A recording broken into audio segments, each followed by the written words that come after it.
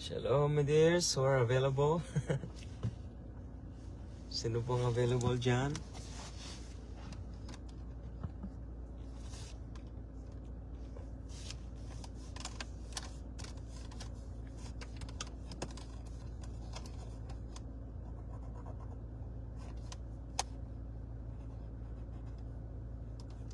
Ano bang mag-comment dito? Wala pa, hindi ko pwedeng mag-comment eh. Pwede lang sana mag-comment.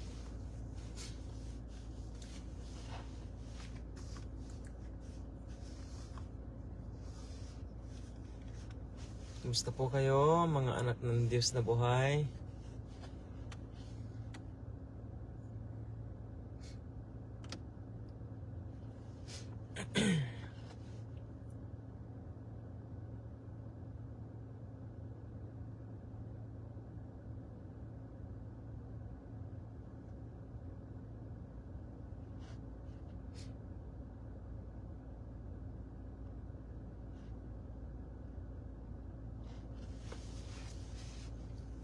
Bakit po kaya binigay sa akin yung Two Gospel Ministry?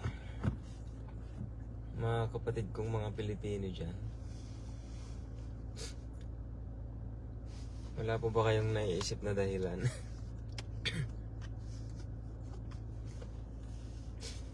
Dalawang ebanghelyo ng ating Panginoong Hesukristo.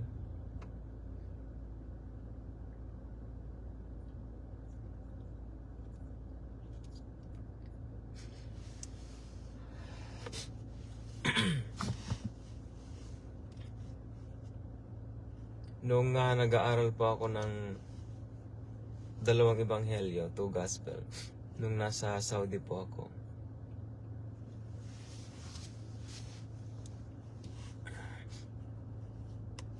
Marami din po akong mga katanungan. Kung bakit binigay po sa akin yung Two Gospel Ministry. Kasi wala pong nagtuturo ng dalawang ebanghelyo sa buong mundo. Meron silang mga idea, pero idea lang. Hindi talaga pundasyon. Kasi si Pastor Benny, hindi rin niya alam yan. Si Dr. Miles Monroe, hindi rin niya nakita yan.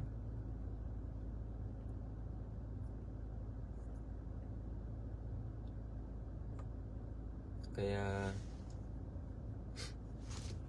kung pag-aaralan mo yung Two Gospel Ministry o yung Two Gospel ng ating Panginoong Jesucristo, hindi mo talaga maintindihan. Maliban kung talagang ipagkakalob sa'yo ng Diyos yung anointing na yun.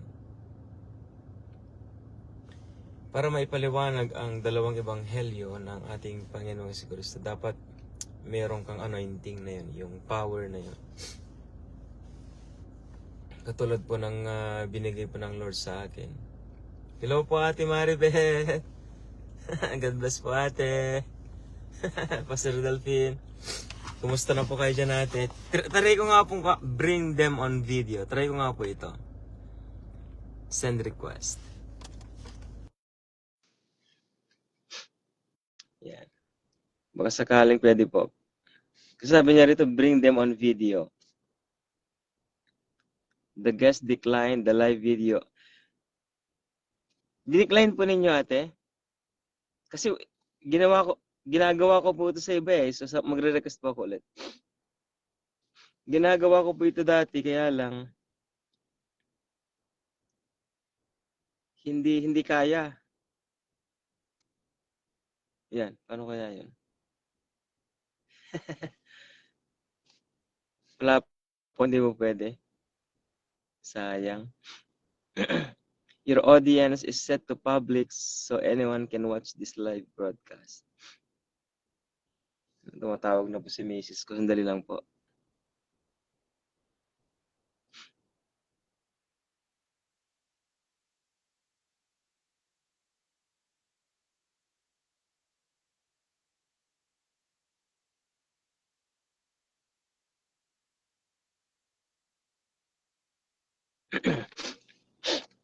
Sinisipon po, malamig po ngayon eh.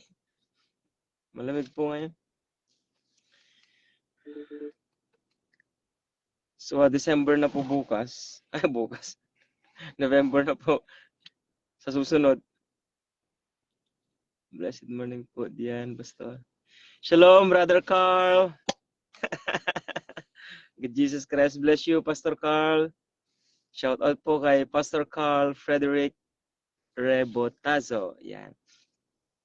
Maganda po ang amin pong discussion. Siya rin po ay Baptist. Hindi ko po sasabihin kung saang lugar po siya kasi medyo mainit doon sa lugar niya. Yung mga born again kuno na nandoon, ng mga pastors kuno, mainit. Basta mainit ang kwandoon. Magulo, kumbaga. Spiritually magulo yung lugar ni Pastor Carl. Yan ang problema talaga sa buong Pilipinas. Yan po talaga.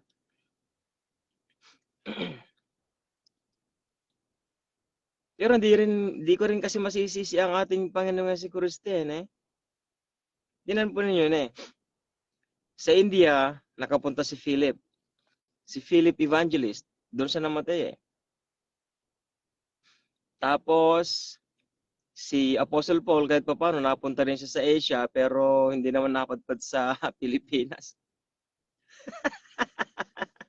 Amen, Pastor Carl.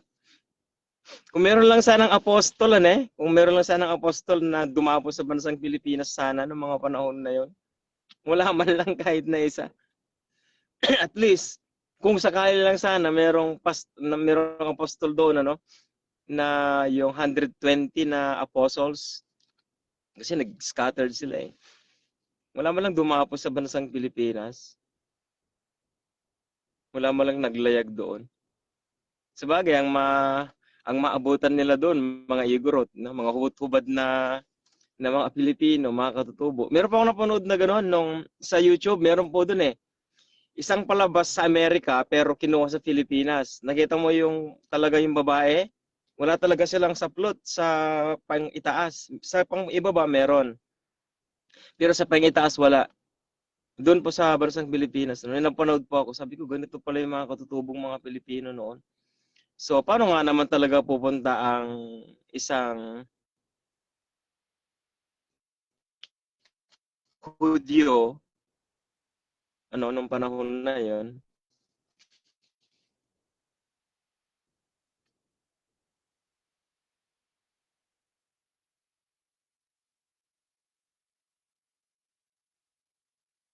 Sasara ko lang po yung agarahin namin.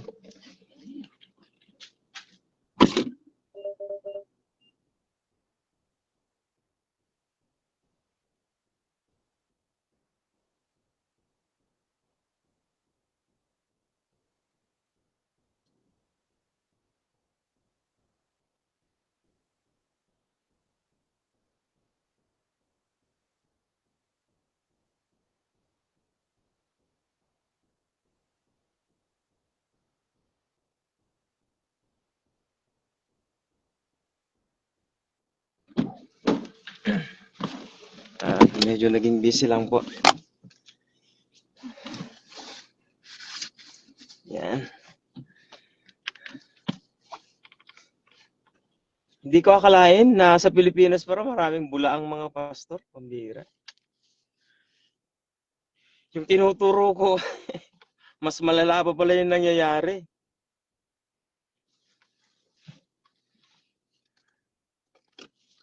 Nakakalungkot talaga Kasi ang pagkakamali ng isang pastor, pagkakamali na po ng lahat yun. Kahit na balik-balik rin po natin ang salita ng Diyos. Kasi katulad yun ng yeast yung libadura. Kapag pinaalsa niya ang libadura, pinaalsa niya ang masa, lahat talaga madadamay na. Kaya fault of one, fault of all. Fault of all, fault of one. Ganun po. Ngayon, paano natin maiiwasan yon? Di ba po? Paano natin maiiwasan yon? Wala, hindi natin maiiwasan. Bakit? Holiness ka, hindi nga tinuturo . Kabanalan, walang nagtuturo. Meron man yung mga piling. Sino yung mga yon?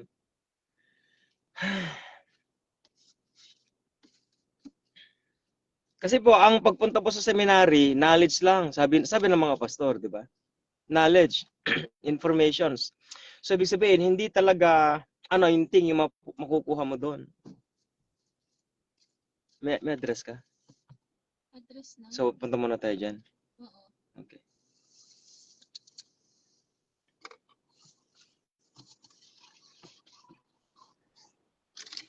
So, ang pagpunta po sa seminary o kaya Bible schools, knowledge lang po talaga.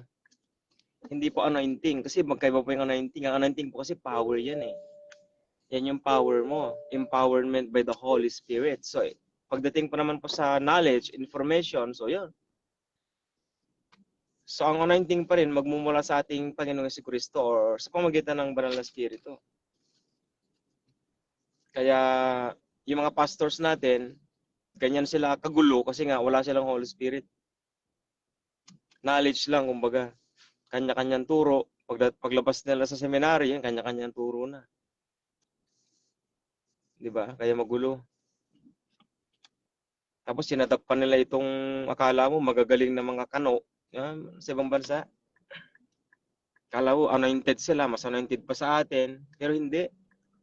Maniwala man po kayo sa akin, mga mahal ko pong mga kababaeng mga bansang maharlika. Alam niyo po sino mas anointed kesa sa mga kano?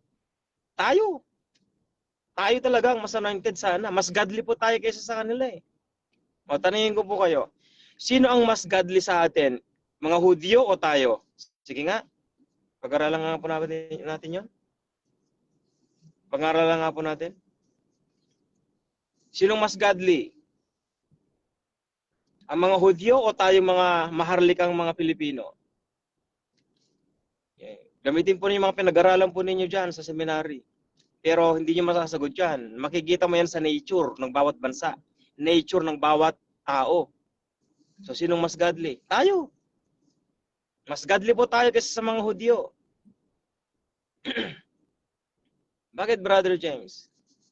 Tingnan niyo, kung pag-aaralan mo ang history ng mga Israelita, pinagpapatay nila yung mga sarili nilang mga propeta. Pati si Zachariah na kaisa-isang huling propeta na lang sana na natatay ni John the Baptist, pinatay pa. Doon pa sa altar. Hindi ko baka binayak yung leg eh.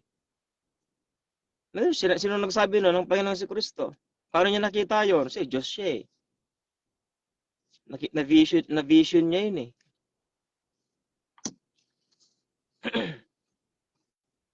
Sinabi nga ng Panginoon Jesucristo, kung hindi lang sana kami anak ng mga propeta, sabi nilang ganyan. Hindi sana mangyayari yan. O anong sinabi ng Panginoon Jesucristo? Inamin nyo rin na kayo mga anak ng mga propeta, nagpapatay sa mga propeta. Ay, yung mga anak ng mga magulang na nagpapatay sa mga propeta. Di ba? Yan ang pagpapatunay na sila mismo pinagpapatay nilang mga propeta ng Diyos na buhay. Eh sa Pilipinas, sige nga. Sino ang mga Kristiyanong pinatay ang Kristiyano? Wala. Ang ibig sabihin, yung mga born again kunwa, yung mga born again. Sino mga born again na pumatay ng pastor? Wala. Papuntahin mo ang Panginoon si Kristo sa Pilipinas, hindi siya papatayin. Sasambahin siya. No, sino ngayon ang mas godly? Mga Pilipino o mga Hudyo? Tayo. Tapos itong mga kano, pupunta sa Pilipinas, akala mong galing-galing nila. Alam niyo bakit ginagamit ang ibang lahi sa Pilipinas? Kasi mga Pilipino, ang utak natin nasa box of theology ng seminary. Yun ang totoo. Hindi kumikilos ang banal ng Diyos sa bawat mga pastor dyan. Yun po talagang katotohanan. Masakit man tanggapin. Tingnan yung mga pastor ngayon sa Pilipinas, ang gugulo nila. Ang gugulo. Konti lang talaga yung mga matitino. Napakaliit lang. Napakaliit na mga pastor na mga matitino.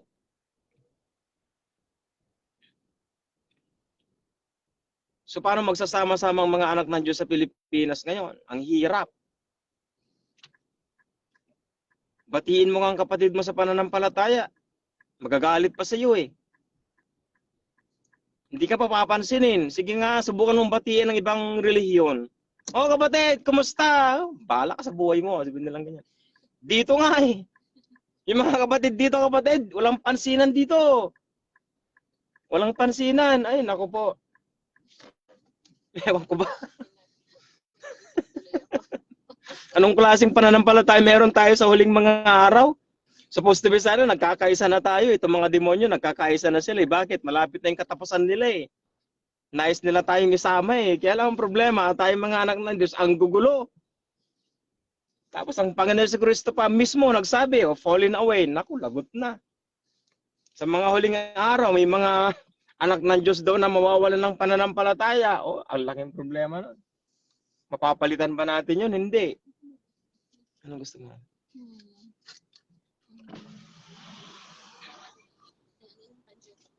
Kaya inom po kaming kape. Tim Hortons.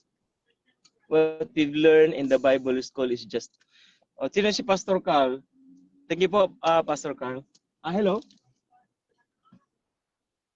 20% to? 20% the Yeah, may I have extra large coffee, please? Extra large coffee, what's in it? Yeah, 2 cream, 1 sugar. Anything else? And 1 tangerine, please. What kind of tangerine? Orange? Sir, what kind of tangerine? Is it Frozen tangerine? orange. Frozen orange. Medium, frozen small. Yeah, frozen orange. What size? Small. Small. No whipped cream, please. Small? Yeah, small. With the red topping?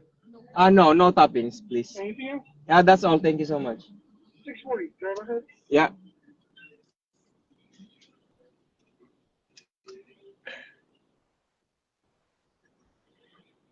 $20 lang daw. Yung matututunan mo sa Bible School. Kaya, which is naniniwala talaga. Pupuri ka po kasi ang tinuturo, hindi naman utos ng Kristo. Paano naman kasi, Pastor Carl? Tama nga naman na doon nila kukunin yung pera na gagamitin ng pangangailangan ng simbahan at mga pastor. Kaya lang, ang problema nga. Hey, was it the coffee in the quencher? Yeah. Yeah, that's right. Sorry.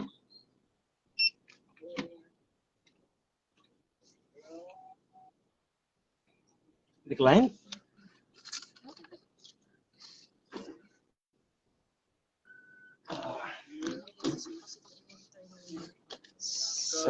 Thank you. Sorry about that. Thank you. Take it easy, boss. Yeah, that's bad.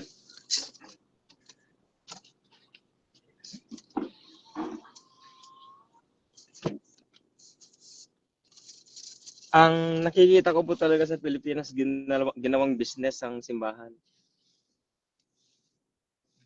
Wala na po. Wala ka na makikitang pastor na hahayo na walang ganyan, no? Walang pera.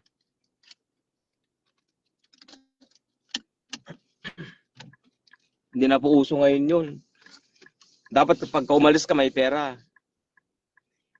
Kasi tinampo ninyo ang principle ng salita ng Diyos. Ano? Kung ikaw ay anak ng Diyos, magsisimula ka sa family mo. So, family. So, hindi mo na kailangan lumakad. Kasi bahay mo lang eh. Anong pangalawa?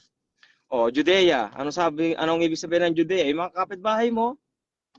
Priority mo, ibahagi mo ang salita ng Diyos.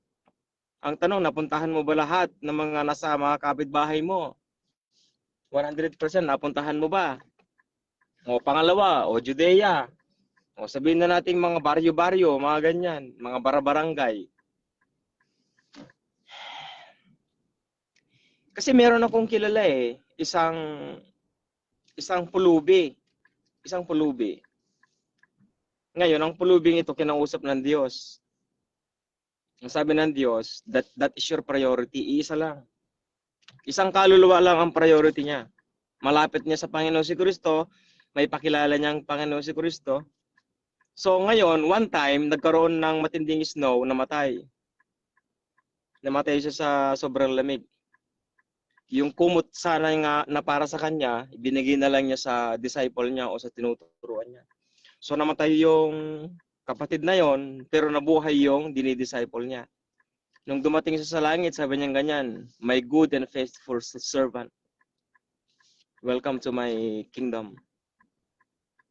Isang tao lang pong ministry niya. Isang tao lang po. Pero syempre, may kanya-kanya po tayong mga ministries. Ilang tao yan. Mga mahal ko pong mga kapatid. Pero kung ano ang kaya ng budget mo, kung anong kaya ng espiritu mo, doon ka lang, huwag ka na lumayo. Kung alam mo namang ang layo-layo ng pupuntahan mo, kailangan mo ng budget, wala namang budget, bakit ka pa pupunta? Di ba? Mag-isip naman po tayo, wala kang ang budget, pupunta ka doon. Di ba? So, may ministry ako, pumunta ako sa ganito, wala kang budget eh. O saan ka pupunta? Doon sa alam mong maaabot mo. Yung sinuportahan ko po, si Pastor Peter San Pedro, napunta na po siya sa langit, praise the Lord. Kailangan niya talaga ng motor. Kasi po, alam niyo po gaano kalayo pinupuntahan niya. Ang layo, bundok pang pinupuntahan niya noon. Ang layo, kapatid na James, sabi niya ganyan. Na-aksidente pa yon si Pastor Peter noon. Sa awa ng Diyos, may budget naman. Pero hindi niya pinipilit na pumunta doon sa bundok. Kasi nga, wala siyang sasakyan, so hindi siya pwedeng pumunta ng bundok. O nagkaroon siya ng sasakyan, o sa awa ng Diyos, nakakapunta doon sa bundok. Ganun pang ministry. Kung ano yung budget ng ministry, kung ano yung kaya niyang abutin, yun lang. Huwag ka nang lalampas pa. Huwag mong pipilitin ng mga anak ng Diyos magbigay ng ganito, magbigay ng ganun. Ito nga pa yung maganda eh. Ito yung magandang tanong. Ano ba ang limitasyon ng isang pastor sa isang pamilya? Tinanong po yan nung isang lalaki doon sa malaking congregation na pastor. Hindi ko na po babanggitin ang pangalan. So, sinabi niya sa English, what would be or what is the limitation of a certain pastor to a family?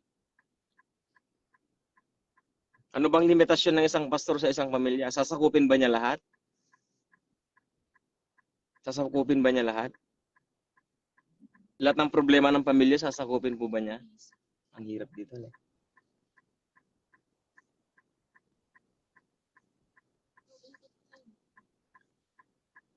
Pwede naman dito. Ito, pwede na dito.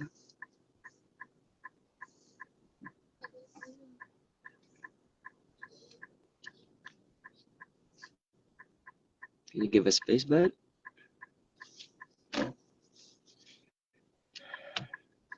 Hindi ko lang magbibigay ito. Busy po. Traffic po. Traffic.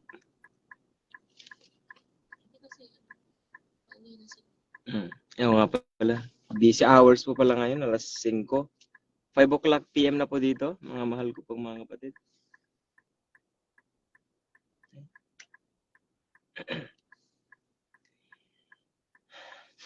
Ano po ba ang limitasyon ng isang pastor sa isang pamilya? Ang magbibigay pa ng limitasyon yung pamilya mismo, hindi yung pastor. Hindi lahat ng pastor sakop niya lahat. Hindi po. Actually, pwede nga i-demanda ang pastor pag nakialam ang pastor. Pwede nga i-demanda yan.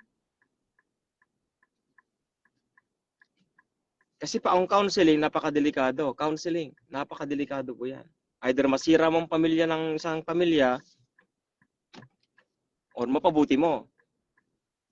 Pero ang counseling ng salita ng Diyos, hindi. Basahan mo sila ng Word of God, pag hindi sila nakinig, okay na yun.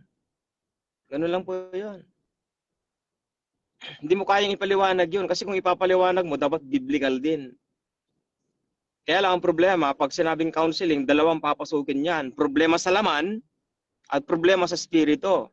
Ang tanong, spiritual life ba ang problema ng isang pamilya na yun? Bakit sila nag-aaway?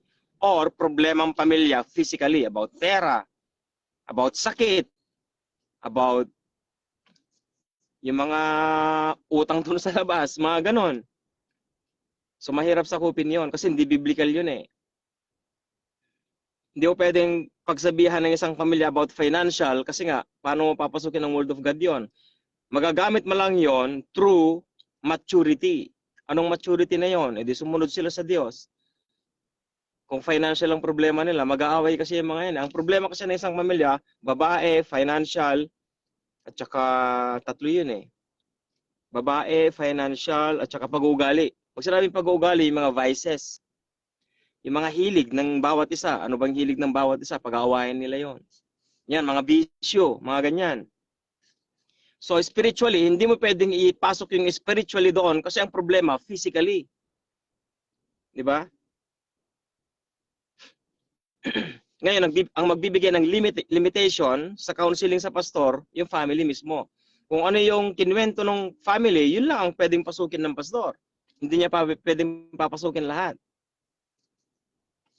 So ngayon, sinasabi ko po ito sa bawat mga pastors kasi nga po ito yung problema nila doon sa bawat simbahan. Kasi ang talagang focus ng mga pastors ngayon, ganyan. Ganyan palagi. Yan po ang problema ng mga pastor. Yun yung problema spiritually ng mga pastor. Nawala na po yung dating mga pastor talaga. Hindi ko alam kung bakit. Yung mga tunay na pastor na naglilingkod talaga, nawala na. Kukunti na lang po yung mga natitira. Ang katotohanan po niyan, ang mga Pilipino po talaga, walang tiyaga sa salita ng Diyos. Walang tiyaga.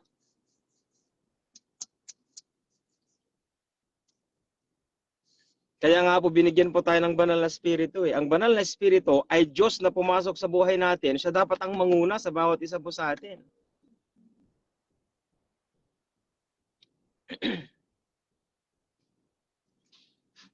Kaya lang, tinuturo po ba yan ang simbahan? Hindi na po eh.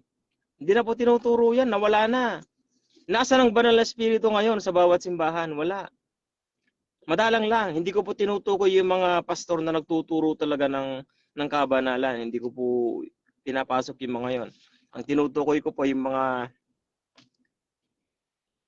matitigas ang ulo mga pastor. Nag-aaral sila sa seminary. Pero yung resulta naman ng pag-aaral nila sa seminary, ito, nakikita po natin. So nasaan? Nasaan yung pagiging pastor na tinatawag? Ano bang ibig sabihin ng pastor ngayon? Ano bang ibig sabihin ng pastor? Ha? Ano po ba ngayon ang ibig sabihin ng pastor? Ang nai-imagine ko ngayon, ang meaning ng pastor ngayon, nag-iba na eh. Pera. Yun ang pastor ngayon, pera. Pero dati noon, paglilingkod. Dati, noon. Pag sinabing pastor, oh pastor, mula ulo hanggang paa, nire-respeto ang mga pastor noon. Ngayon, wala na. Bakit? Ang talagang dahilan kung bakit nasirang mga pastor dahil sa mga pag-uugali. Bakit? Hindi sila matured. Walang maturity. Ang laki ng problema ng mga pastor. Problema ng gobyerno, problema rin ng mga pastor. Bakit? Media. Konting pagkakamali mo lang, video. Okay. Di ba po?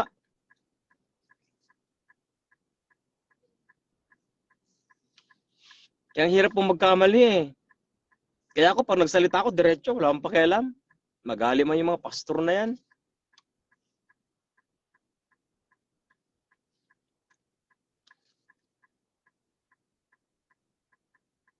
Kasi wala na po eh, sira na po yung mga pastors po eh.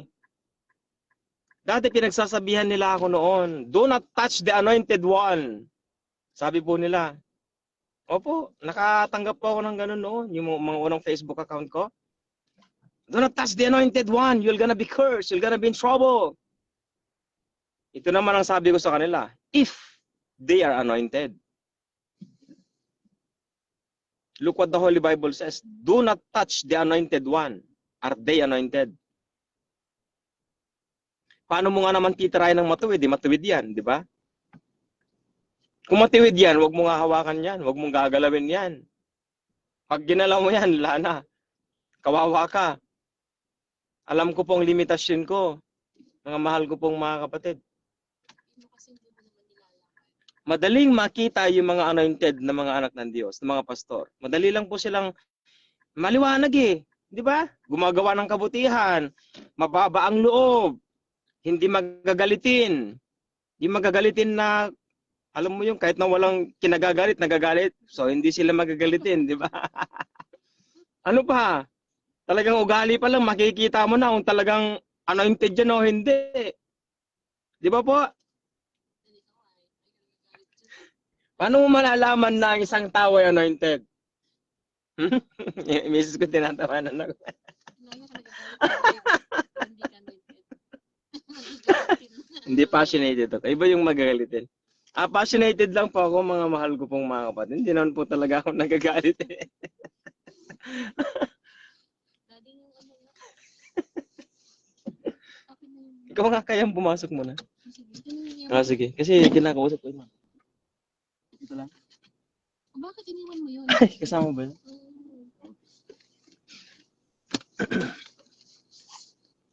Yung paper na hawak ko kanina.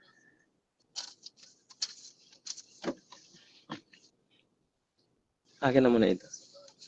Dito mo na lang kunin. Yan. So, yun po meron po dito sa Pantukan, Brother James, yung miyembro ang grabe. Meron po dito, Pantukan, Brother James, yung miyembro ang naggastos personal money para ipatayo ang simbahan, at ito po currently ang pinakamaganda at pinakamalaki na Pentecostal Church dito. Binigyan pa ng kotse ang pastor, pero ang nangyari, ang pastor wala ng gana magturo, wala ng plano sa kawan niya. Sabaw din lagi ang simba. Lagi ang nag-aaway. Pambihira.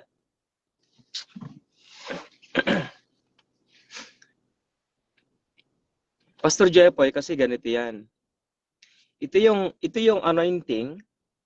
Hindi, baliktad natin. Kasi ito po yung kanan ko eh. So ang kanan ito. Ito yung relationship natin sa ating Panginoong Jesucristo. Ito naman yung anointing ng isang pastor. Ngayon, ito ang problema. Kapag yung anointing mas mataas kaysa sa relasyon, babagsak ang ministry. Bakit? Kasi ang anointing, power yan eh. Pag hindi mo kaya ang power ng anointing, so ang power ang mismong lulukob sa isang pastor. Na kung saan wala na siyang control. Wala na siyang control. Halimbawa, pag gumawa ka ng isang robot na AI, meron siyang sariling utak. Di ba, mga bakal yun. Susuntugin ko, di patay ka na. So, linampasan mo ngayon yung gumawa ka ng isang robot na kung saan makakapatay pala sa iyo mismo. Di ba? So, ganoon din naman yung anointing na yun, power yan. Ngayon, pag ang power na yun, nilukob ang isang mananampalataya, bagsak na yan. Either mamamatay siya physically or either mapupunta siya ng impyerno. Yun ang mangyayari. Kaya maraming mga pastors ngayon sa Pilipinas, ang pinangungunahan nila, ang pinalalago nila yung anointing nila. Ganyan yung power nila. Pero yung relasyon nila sa Panginoon si Kristo, wala na. Kaya bagsak, kaya ganyan ang nangyayari. Pero kung ang isang pastor, dinedevelop niya ang kanyang relasyon sa kanyang Diyos at Panginoon at tagapagligtas at hari ng kanyang buhay, at ito yung anointing niya, makokontrol niya yun. Kasi bakit? Anointing is only a power. How about this? A person. Ito ang nagre-release ng anointing na yon. Ito ang nagre-release. Ito ang nagko-control ng anointing na ito. Hindi babagsak ang ministry, hindi masisirang ministry, hindi masisirang family, walang masasaktan. Bakit? Because of the relationship na meron siya sa Panginoong Jesucristo. And this is the power. Pwede naman ang power mag-level up. Parehas lang. Kahit paano maganda rin naman itong ganito eh. Kaya lagi kong tinuturo na dapat i-develop ng isang mananampalataya, kahit pastor man o hindi, doesn't matter. Kaya sa isang mananampalataya, ang i-develop nila dapat yung relasyon nila sa Panginoong Jesucristo. The more na tumataas ang relasyon niya sa Panginoong Jesucristo, nagle-level up din naman ang kanyang anointing. Dapat ang anointing sumasabay yan o sumasama sa kanyang relasyon. The more you grow in the faith, the more your anointing grows. Kasi ang anointing po kasi lumalakas yan eh. May mga level po yan. May mga level. So, anong klaseng level ng kanyang kapangyarihan meron siya at ano naman ang level ng kanyang pananampalataya? Yun ang problema. Napakapalad naman ng pastor na yun. Pinagkalom siya ng malaking simbahan, binigyan siya ng pera, binigyan siya ng kotse, tapos hindi na siya ganong nagtuturo. Ano yung nangyari? Yung relasyon niya bumagsak. Katulad siya ni Balaam. Kasi lahat ng mga nagtuturo sa ganitong uri ng pagtuturo, lagi na lang binabanggit si Balaam. Kasi si Balaam, meron siyang tinatawag na spirit of prosperity. prosperity, prosperity prophet, kumbaga. Prophet. Di ba? He's prophesying for the profit. Di ba? O i-curse ko yung mga yan, pero payamanin mo ako. Kung pag-aaralin mo yung sinabi niya doon kay Balak, ay pambihira. Doon sa hari na yon, biruin mo, bigyan mo ako ng mansyon, sabi niya eh. Bigyan mo ako ng mansyon, i-curse ko yung mga yan, bigyan mo ako ng kayamanan, i-curse ko yung mga yan. Sabi niya, magugulat ka talaga. O, ikaw na pastor, sasabihin mo yon. Sige, pagpipray kita, bigyan mo ako ng 1,000,000.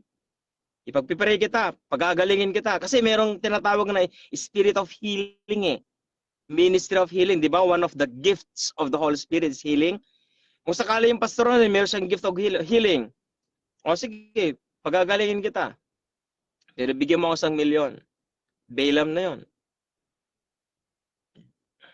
No, sa ibang bansa sa Amerika, itong pastor na ito nakulong. Ano sinabi niya sa congregation? I need jet. I need $1 billion to buy a jet. Yung mga members nun, nag-complain. Dinimanda yung pastor. Nakulong yung pastor na yun. Hindi ko alam kung nakalaya na siya. Kailan lang yun? Before pandemic. Nabulgar yun sa Amerika. Brother Japoy. So, ganun pang mga problema natin. Wala kasi ako nadidesal sa mga pastors eh. Kayo po mga pastors po, pasintabi lang po, mas malakas yung discernment ko sa mga bulaang mga pastor sa Pilipinas. Talagang hindi ko makita yung mga matitino na pastor. Spiritually, hindi ko po sila nadidiscern. Meron po dyan syempre, kaya lang hindi ko po kayo makita kasi nga po, dahil sa sobrang dami ng mga bulaang mga pastors sa bansang Pilipinas, hindi na makita yung mga matitino. Okay. Ito po, tanungin ko po kayo. Sa 10 pastor, ilan sa kanilang matitino? 10 lang yan. Ilan sa kanilang matitino? Sa discernment ko, wala akong mapansin kahit isa. Ilan po bang mga pastor sa bansang Pilipinas ngayon? Kasama na yung mga sinasabi niyong mga babae, mga pastor.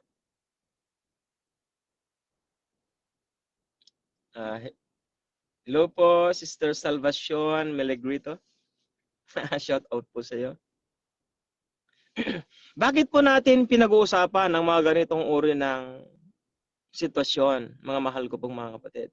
Ito po sino po ba dapat ang mag-aayos sa mga pastor? Kausapin ko po kayo. Sino po ba dapat ang tatawagin ng Diyos para mag-ayos sa mga pastor? Kasi ganito yun eh. Kung ako pastor naman po ako, pero hindi pastor ang anointing na ginagamit ko po. Tignan nyo kung pagsasabihan ko ang isang pastor, sa tingin mo yung pastor makikinig, pastor lang tayo. Walang pakialaman. Gawin mo yung ministry mo, gagawin kayo sa akin. Wala kang pakialam. Ganun pong mangyayari eh. Saan tayo ngayon? Ay. Isulat mo na lang.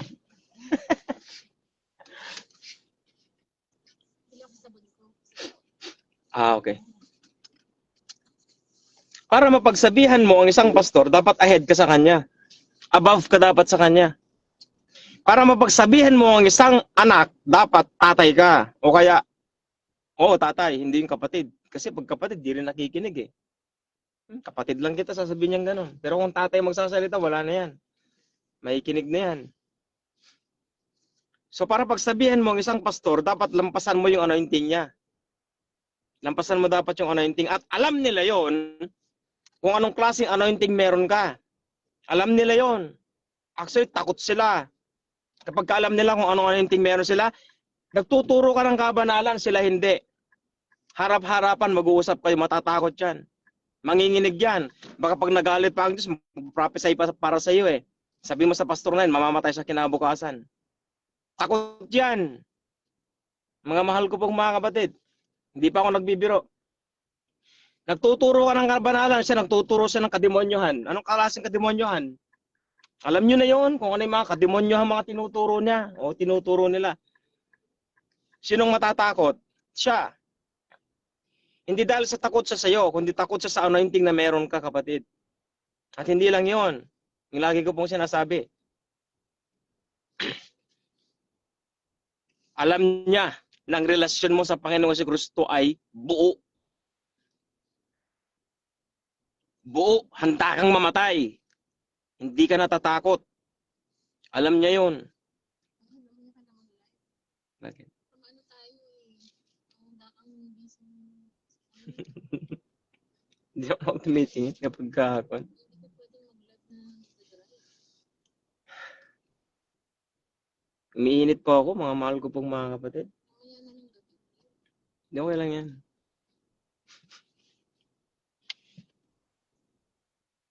So, hindi ka makaka-focus. Kaya mahirap po, mga mahal ko pong mga kapatid. Mahirap turuan ng mga pastor dahil matitigas ang ulo. Kaya nga nagkakaroon sila ng conference tumatawag sila mga kano. Akala nila makakatulong ang mga kano. Akala nila yun, makakatulong mga ibang lahi para sa kanila.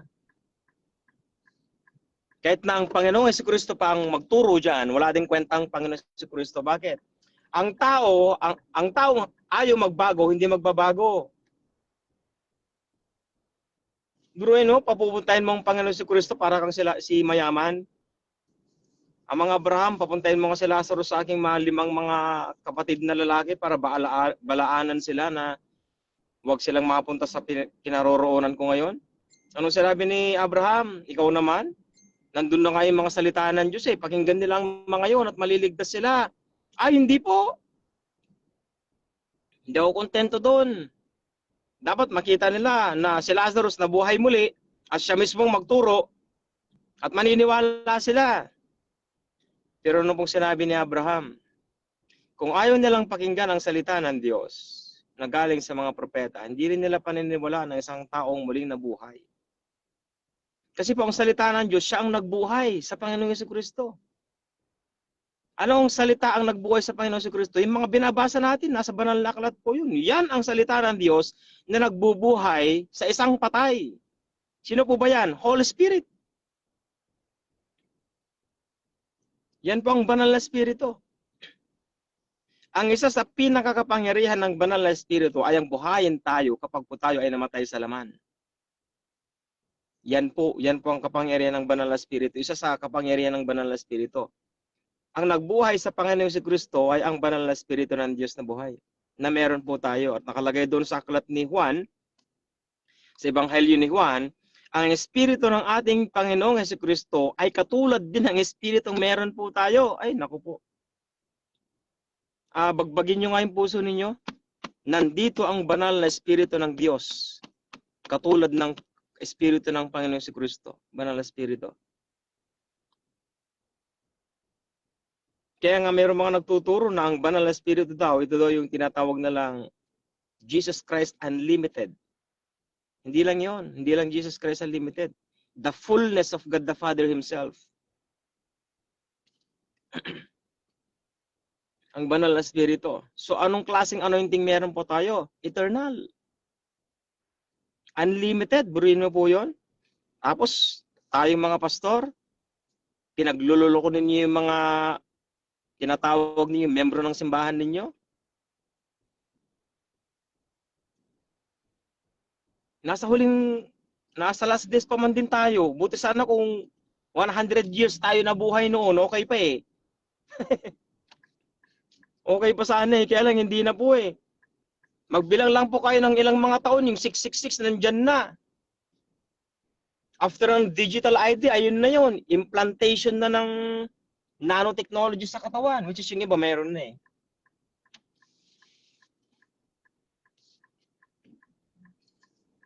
Yung nanotechnology, mga mahal ko pong mga kapatid.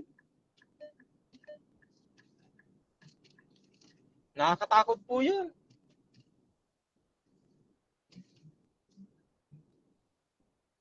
Ako po talaga natatakot.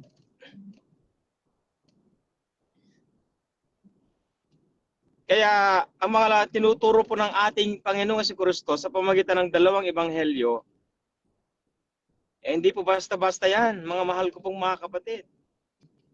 Paano mo mauunawaan ang dalawang ebanghelyo ng ating Panginoong Jesucristo na kung saan ngayon mo lang naririnig o ngayon mo lang talaga napagtatanto? Dalawa pa lang ebanghelyo. So ang gagawin ng two gospel ministry o two gospel ng ating Panginoon Jesucristo, lilinisin niya ang theology natin. Lilinisin niya. Tatanggalin niya yung mga maling mga katuruan. Halimbawa, Gospel of Grace. Ano ba dapat talagang Gospel of Grace? So, ang Gospel of Grace, hindi siya death and burial and resurrection, kundi reconciliation. So ngayon, paano mo ipapaliwanag ang reconciliation? So ito. So yun ang Gospel of Grace. Ngayon, pag naunawaan mo yung Gospel of Grace, uunawain mo naman ngayon ang Kingdom of God. Ano ngayon ang Kingdom of God? Holy Spirit. O ano ngayon ang purpose ng banal na Espiritu kung bakit papasok siya sa buhay natin? Ito napakalaki. Ang laki. Ang laki na dapat mong pag-aralan.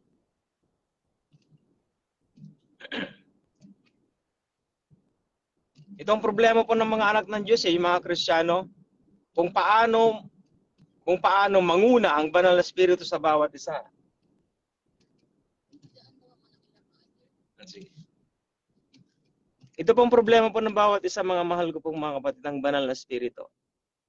Kasi po, bawat anak ng Diyos, pag mayroong banal na Espiritu, mayroon na siya kaagad automatic na 9 fruit of the Holy Spirit. Ang lalim nun. Dito na papasok yung tinatawag na lang Pentateuch sa love. Loving God, loving people. Sinamarize ka ng Panginoon si Kristo eh. Anak ka ng Diyos, papatay ka pa ba? Anak ka ng Diyos, magre-rape ka pa ba? Anak ka ng Diyos, magsisinungaling ka pa ba? Hindi na. Ito yung tinatawag nilang born again.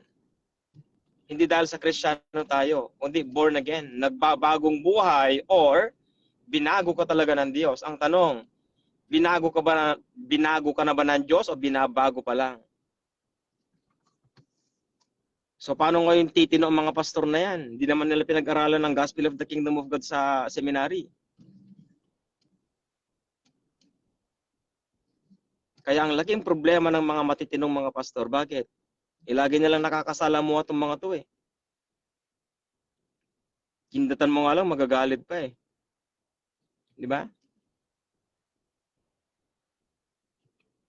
Kaya yung mga pastors po sa lugar namin, alop po sila sa akin. Alop po sila.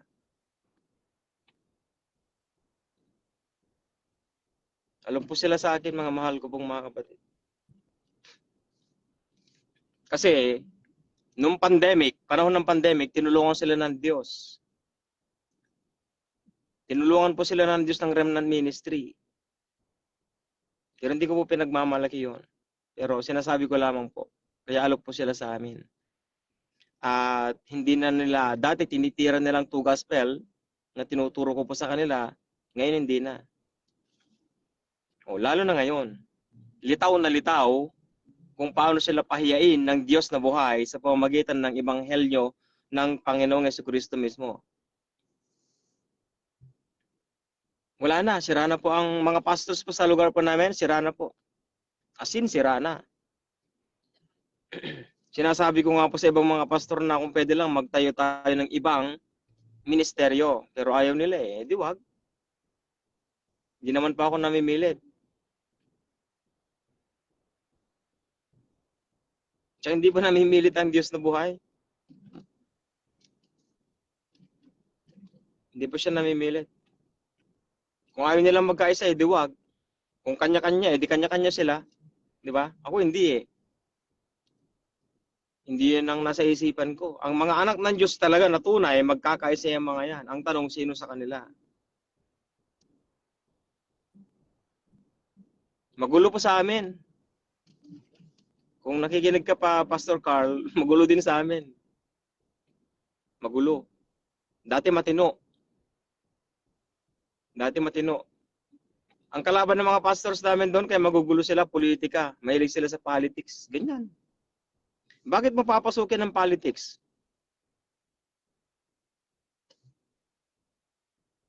So, ang anointing nila hindi galing sa Diyos. Ang anointing nila galing sa demonyo. Ano yon? Demonyo ng greediness, spirit of greediness. Greediness po yan.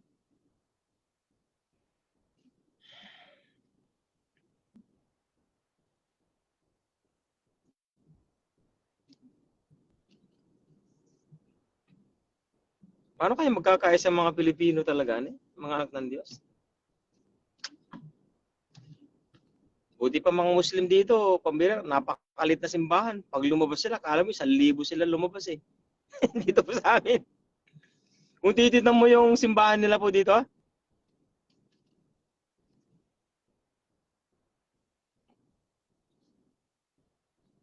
yung simbahan po ng mga Muslim dito sa lugar namin, kung titignan mo, napakaliit na simbahan nila. Pero ang daming sasakyan sa labas.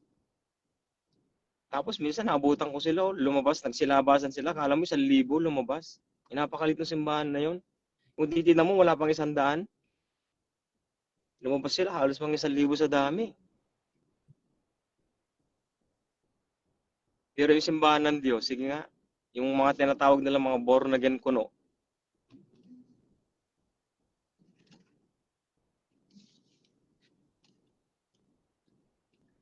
Ang isang pare sa Pilipinas o sa ibang bansa o sa Pilipinas, kung di pa ako nagkakamali, yung quota.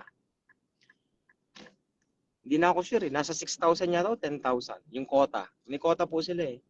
Ang isang pare, at least meron siyang 10,000 na sabihin na nating followers o nagsisimba. Pero ang isang pastor, ano ang quota ng isang pastor? 50 nga lang, mahirapan ka pa eh. Di ba? Lalo pag ituro mong kabanalan, mas lalong maliit. Lalakad si Lolo.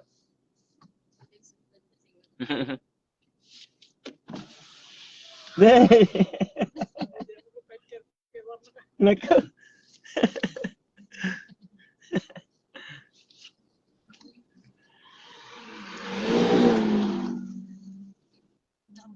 Dito muna.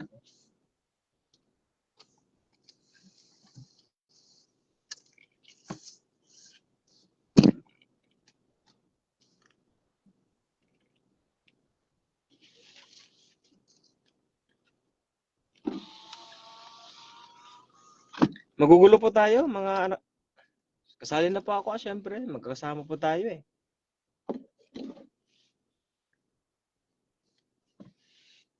Kasi kahit nasabihin na natin nagtuturo pa ako sa online, kahit na tinuturo ko po ito, pare-parehas lang sila, sasabihin nilang gano'n. Yung mga anak ng Diyos, sino po ang maninira sa atin? Mga kapatid din po tayo sa pananampalataya. Sila din ang maninira po sa atin. Bakit? Nakita na lang gano'ng kagulo yung mga tinatawag na lang mga born again eh. Ano ngayon? May stumble sila o pag na-stumble sila, tapos makakita sila ng isang pastor na supposed to be matino talaga. Pare-parehas lang yung mga yan. Dami-dami na po tayo, mga mahal ko pong mga kapatid. So, anong gagawin natin ngayon? Kanya-kanya na lang. Gano'n na lang pong gawin natin? Po, mga pastors, kanya-kanya na lang? Tapos, pagdating mo sa langit, nagkakaisa ko ano yung pakitang tao? Nandito pala kapatid, pambira. Naligtas ka rin pala. Isa ka rin pala sa mga naligtas. Nga Tapos sabihin ng pastor sa'yo, ikaw nga hindi namamansin sa akin eh. Pangit naman ng gano'n eh. Ito mga pastor, sa 10 mga pastor, halimbawa. Tapos halimbawa, pagdating ng rapture, sabihin na natin, 5 sa kanila, mara-rapture. Tapos magkita-kita sa langit. Tapos doon pa lang sila magde-developan na parang, alam niyo na. Bakit hindi ngayon, di ba? Bakit hindi po ngayon? Bakit? Ito po yung tinuturo ko eh. Babalik na naman po. Pating ko lang po. Bakit pa natin hihintayin na mamatay tayo at makita natin ang ating Panginoong si Kristo at maranasan natin yung sabihin na nating Kingdom of God sa langit? Di ba? Ano bang pinagkaiba ng Kingdom of God sa langit at Kingdom of God ng Diyos dito? Anong pinagkaiba? Pag sinabi mong may pinagkaiba, magalit ako sa iyo. Kung ang sagot mo, ang kaharian ng langit at ang kaharian ng lupa sa mga anak ng Diyos ay magkaiba, baka ibang Biblia ang pinag-aaralan mo, kapatid. Parehas lang 'yon. Ang kingdom ng langit at ang kingdom dito sa lupa, pare-parehas lang 'yan. Isa lang 'yan. Ang banal na espiritu na nasa langit, ang banal na espiritu na nasa atin, isa lang 'yan. Kaya nga tinuruan tayo ng ating Panginoon si Kristo eh. Our Father in heaven is above. Thy kingdom come, thy will be done on earth as it is in heaven. Parehas din sa langit. Ngayon ang tanong, paano ba natin ma-experience ang kingdom of God dito sa lupa? Possible ba yun, Brother James? Oo. Basahin mong banal na aklat. Kung di mo maintindihan, itapon mo na. Itapon mo na yung kapatid kung di mo maintindihan. Punta ka rin ng impyerno. No choice eh. Kung hindi mo maintindihan ang kabanalan na tinuturo ng banal na aklat, itapon mo na yan. Wala nang purpose yan eh. Yun ang purpose ng banal na aklat na yan. Be therefore perfect, for your Father in heaven above is perfect. Now, be therefore holy, for I am holy, saith the Lord. Being holy is it's not a law. It is a commandment. It is a process. Hindi po siya law. It is a commandment. Be therefore perfect. Sabihin, maging banal kayo. Pag sinabing maging, gawin mo. You need to work for it. You need to earn it. Diba? Kailangan mong pagsumikapan yun. Pagsumikapan mo na maging banal. So, paano kung ngayon magiging banal? Kung nanampalataya ka lang sa Panginoon Kristo, tapos nanatili ka lang na ganyan, maya-mayang konti, nagkasala ka na, gulatin ka lang ng kaibigan mo, minura mo na. Diba? Nasa ng maturity.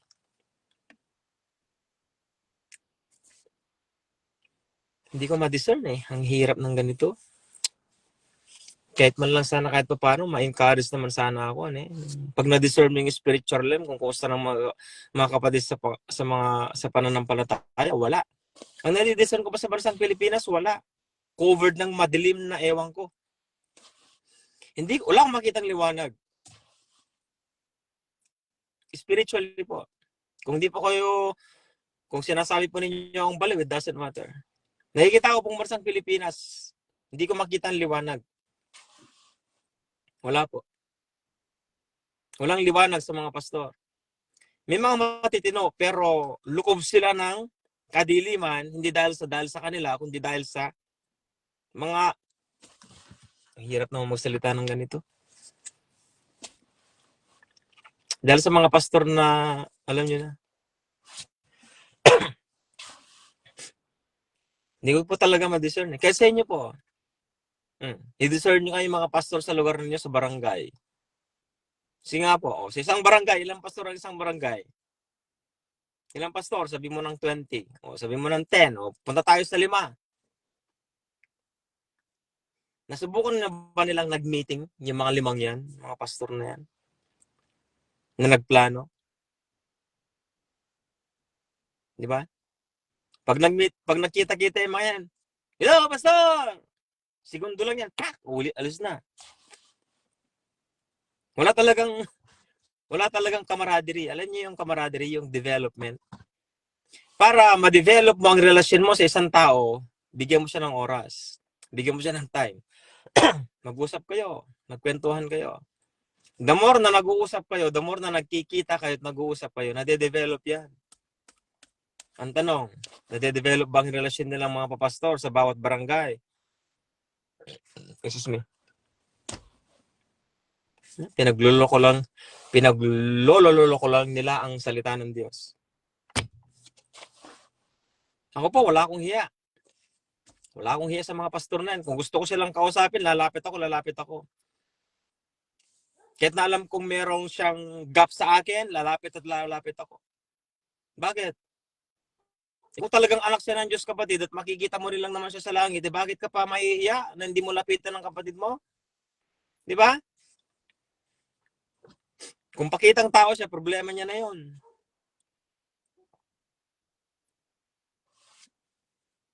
Bakit mo ikakahiya ang relasyon mo sa Panginoon si Kristo? Paano mo mamahalin ang Panginoon si Kristo kung hindi mo mamahalin ang mga anak ng Diyos sa tabi-tabi mo? Di ba?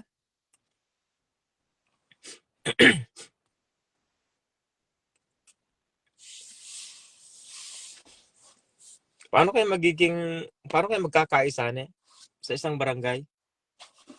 Yan po, Pastor Delphine. Paano po kaya? Ako wala po akong alam eh. Kasi wala po ako dyan. Wala po ako dyan. May plano po ang bawat isa po sa atin. May plano po siya.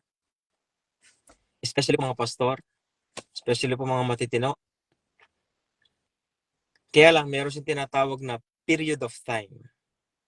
Merong moment para kumilos ang banal na spirito.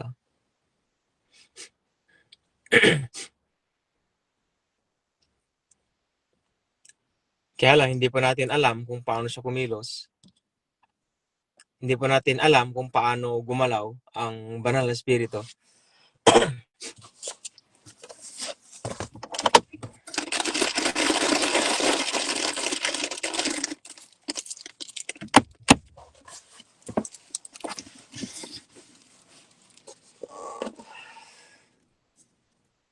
Kumusta na po kayo, Pastor Delphine?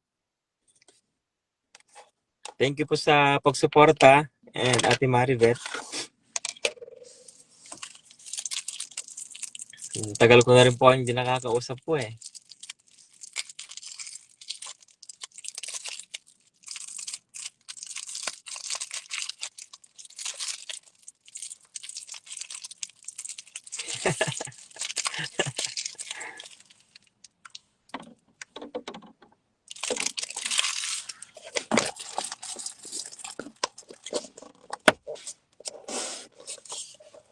Huwag po nating piliting makipagkaisa po sa kanila. Kaya nilagay po ng Panginoon si Kristo dyan po sa Malinta eh. Sa sulok. Sa sulok. Ang simbahan po niya. Ayaw po niyang mabahiran yan. Tsaka ang simbahan na yan, pag-aari ng Diyos yan. Pag-aari po tayo ng ating Panginoon si Kristo. Kaya taste lang po tayo, Pastor Delphine. Tsaka kung po yan, batang-bata po ang simbahan po yan. Ang talagang target po, hindi ko pa na-share po sa inyo. Ang talagang target po sa Two Gospel Ministry po sa Malinta, mga kabataan, mga kabataan. 10 years from now, yan na po yung mga yan.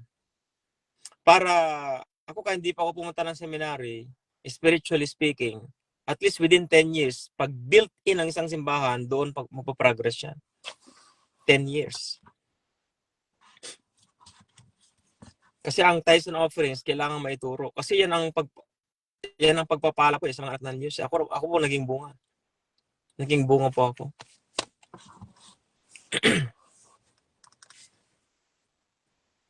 Kung hindi ko napag-aralan ng tithes and offerings, wala po ako ngayon dito. Wala po yung simbahan na yan. As in, wala.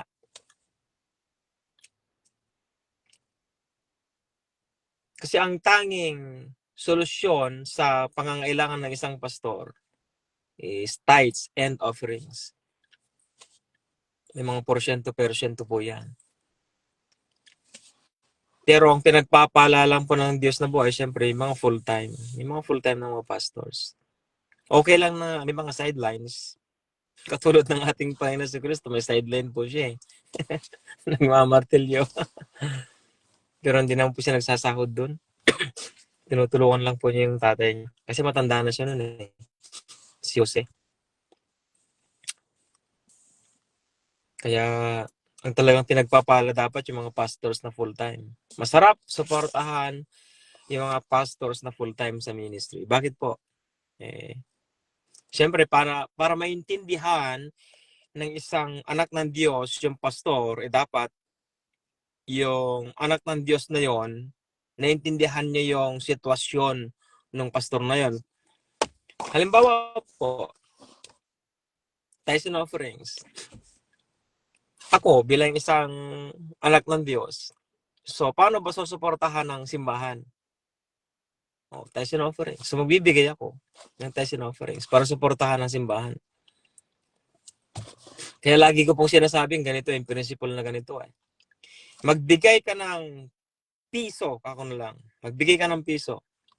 Pero yung pastor mo pala, nagsusuporta pala yan ng international ministry. O kaya, nakalaan yan sa evangelism.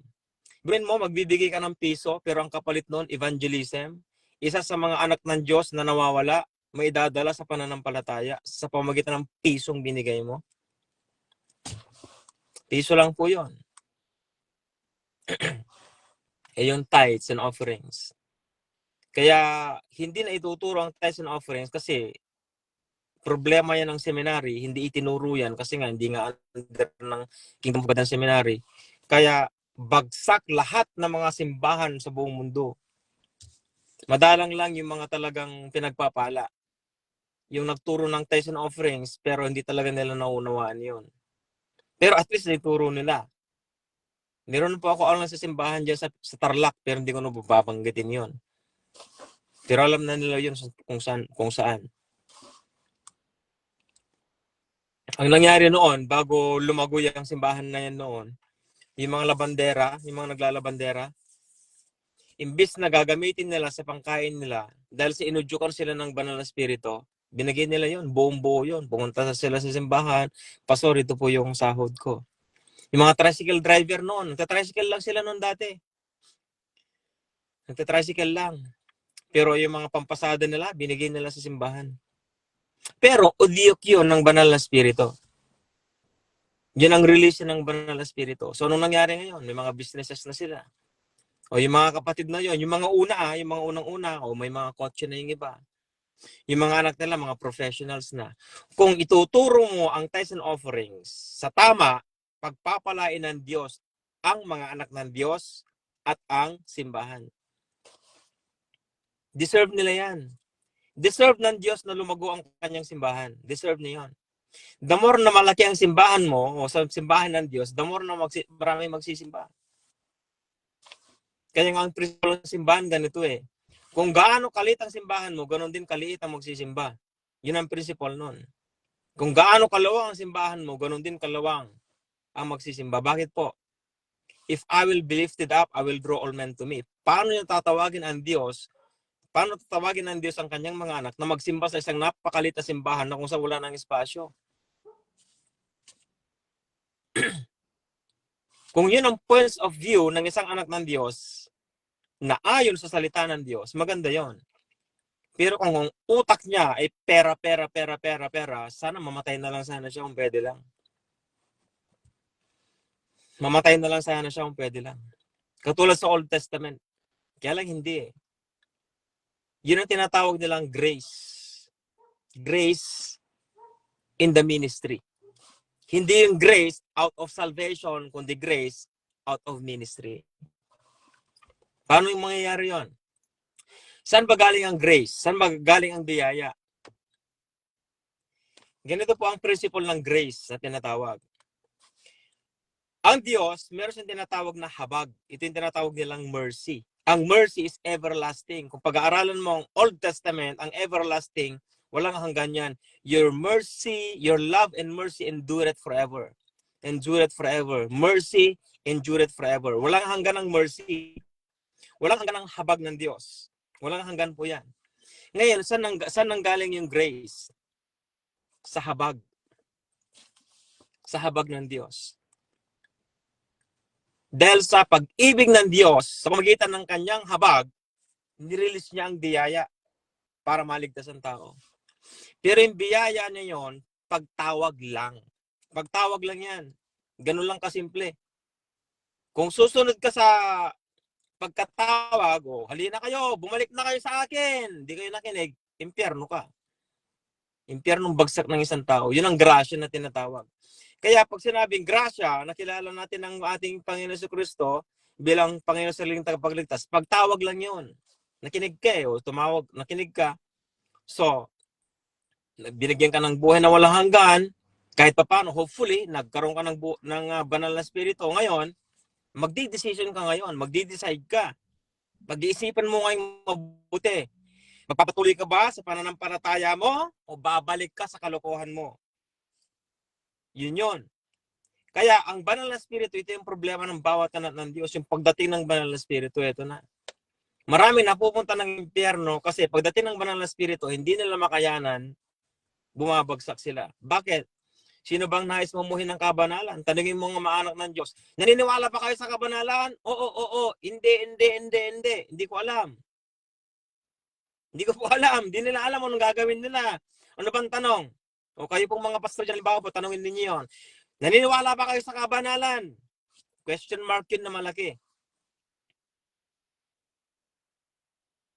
Hindi ko alam kung anong sagot doon eh. Sa kanila, hindi ko alam kung anong sagot nila doon. Naniniwala ba sila o hindi? Kasi sariling pasyanan nila yun eh. Kasi hindi naman nila naririnig yun sa simbahan eh. Kabanalan eh. Diba? O, malaking problema. Kaya marami sa mga anak ng Diyos na napupunta ng impyerno dahil hindi sila naniniwala sa kabanalan. Ano ba yung kabanalan na sinasabi ko po? Banal na spirito. So, madalit sabi, kumikilos bang banal na spirito sa kanila? Nais ba nila na magkaroon ng banal na spirito? Kaya nagkaroon ng problema ang katawan ng ating Panginoon si Kristo sa pagdating ng banal na spirito. Kasi nasa decision making na sila. Mananatili ba sila sa pagiging ligtas lang at pagdating ng 5 araw, 10 araw, 1 buwan, magkakasala sila ulit? Mas malala pa, sabi nga ng Balanaklat eh. Mas malala pa eh. Or, magkakaroon sila ng buhay na walang hanggan at magkakaroon sila ng banal na spirito at ipagpapatuloy nila ang paglagong espiritual hanggang kamtan nila ang ganap na kaligtasan. 1 Peter 2:2. Kayo'y manabik sa gatas na spiritual hanggang kamtan ninyo ang ganap na kaligtasan. So ibig sabihin, sa Gospel of Grace, alanganin ka pa rin. Pwede ka pa rin pumunta ng impyerno pag nagkakasala ka. Katulad nga po sinabi ko eh. Kung mamamatay tao ako, ilang milyon ang pinatay ko halimbawa. Imagine nyo na lang, 1 milyon ang pinatay ko. Ngayon, nakakilala ako sa Panginoon si Kristo. Nanampalataya ako sa Kanya. Pagdating ng 10 taon halimbawa lang, bumalik ako ulit. Pumatay ulit ako ng tao at na-develop ko ulit yun. Mamamatay ulit tao ako. Nasaan kaligtasan doon? Wala. Sino may kasalanan? Hindi ko na masasabi yan.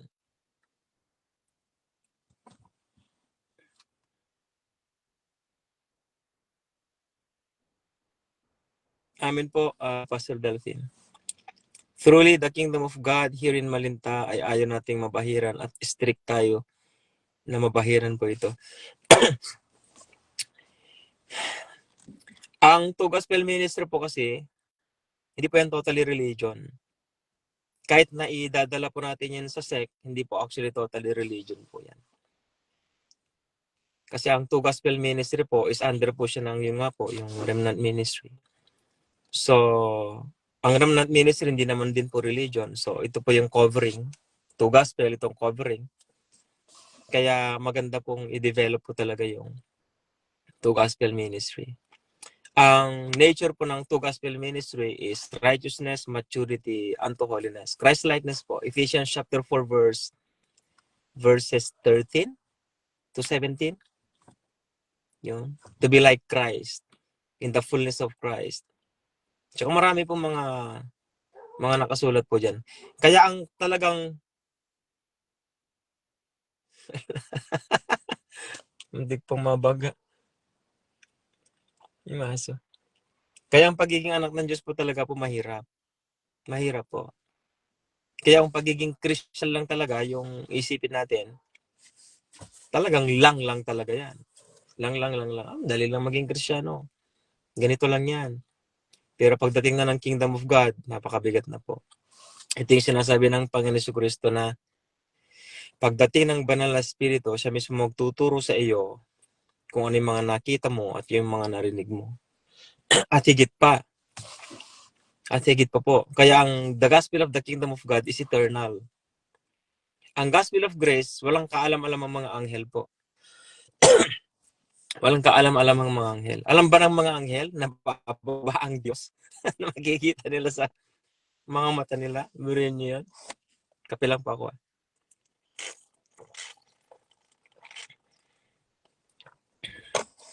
Biruin niyo po yun? Isang Diyos? Kung ako ang anghel, magugulat talaga ako. Kumbira. The image of the invisible God, the Lord Jesus Christ Himself. Biruin mo yun? Bumaba siya sa lupa. Itong mga anghel po, biblically, madalang lang ang mga anghel na nakakakita sa Diyos Ama. Napakadalang lang. Base sa extra biblical book na napag-aralan ko po, ang nakakakita lang sa kanila si Angel Ruel. Yan. Si Angel Michael, Gabriel. Excuse me. Angel, 5 yung mga yun sa Lumang Tipan Hindi si Satan yun sa Old Testament. Ay sa extra biblical book. Raphael, yan, sa Old Testament, ay sa extra biblical book. Gabriel, Archangel Gabriel, Archangel Michael, Archangel Raphael, Archangel Uriel. Demo, Uriel, kung kilala ninyo yan. Meron pang isa, yung pang-5. Yun yung halos kadalas ang naririnig sa extra biblical book sa Book of Enoch. Halos sila lang po ang nakakakita kay God the Father. Hindi po lahat nakakakita sa Diyos Ama. Kahit mga anghel pa yan. Ngayon, nung bumaba ang ating Panginoon si Kristo na Diyos, gulat na gulat yung mga yan. Gulat na gulat sila. Kaya nga sa Hebrew, pag nabanggit ang pangalan ng Diyos, ayaw nilang banggitin. Matawag po si Mrs.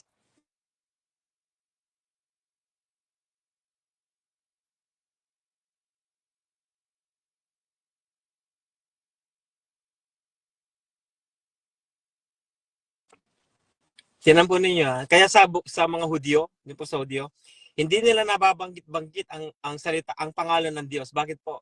Ayaw nila. Hindi ko alam kung Yahweh, hindi ko po alam. Kasi hindi naman po tayo Hudyo, kung Hudyo po kayo. Hindi naman po, Hindi po nila mabanggit-banggit. Ganon kabanal ang salita ng Diyos. Ganon kabanal ang pangalan ng Diyos. Di ba? So, pero tayong mga hentil, wala tayong kaalam-alam doon. Sila, kung pwede lang, ayaw nilang magkasala. Pero tayo, nag-i-enjoy sa kasalanan. Nag-i-enjoy. Pastor, 2 asawa. Pastor, may anak sa labas. Pastor, may babae. Anong klaseng pastor yung mga yan? Nagtuturo ako ng ganitong mga pagtuturo, hindi ko alam na mas malala pa pala yung mga nalalaman ko. Ang tinuturo ko lang, yung mga na-encounter ko sa ibang bansa. Mayroong pastor sa ibang bansa, 2 babae, 2 asawa niya, magkapatid pa. Brain mo yon. Pero sa Pilipinas, meron din palang ganon. Nagulat talaga ako. Grabe. Mga pastor, mga born again ko, itong mga kapatid. Grabe sa Pilipinas, meron palang ganon. Hindi ko akalain. Akala ko sa ibang bansa lang.